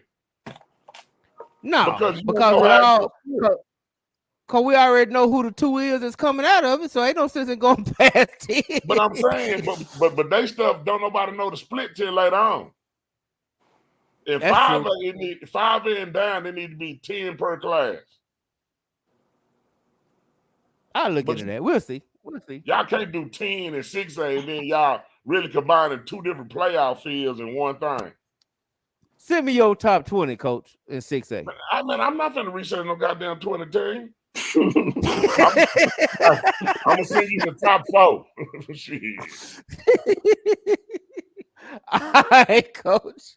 Appreciate y'all, man. We go. All right, man. Y'all boy hold it down, man. Man. Y'all be good. Yes, sir. Yes, now sir. we're about to witness the strength of street knowledge. All right, Coach. First anniversary of the Dub. What does the Dub mean to you?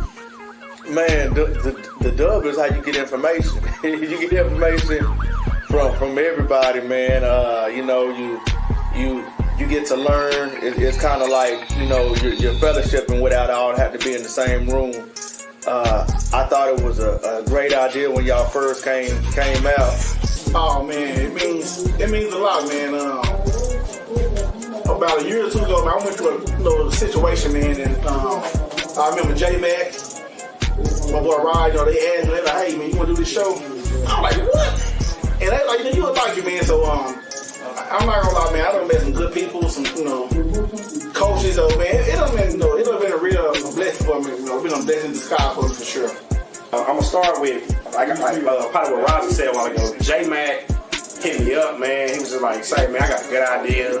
Yada yada. I was listening. Like, yeah. He was like, "Man, I'm introduced to this dude named Pat, man." And like I said, when I first met you, I instantly just like, man, this dude was just A1. You know what I mean? And then he told me Roger was involved. I was like, that's my dog. And like I said earlier, also, but man, the dub, man. To me personally, to J-Back, man, the dub means brotherhood, man.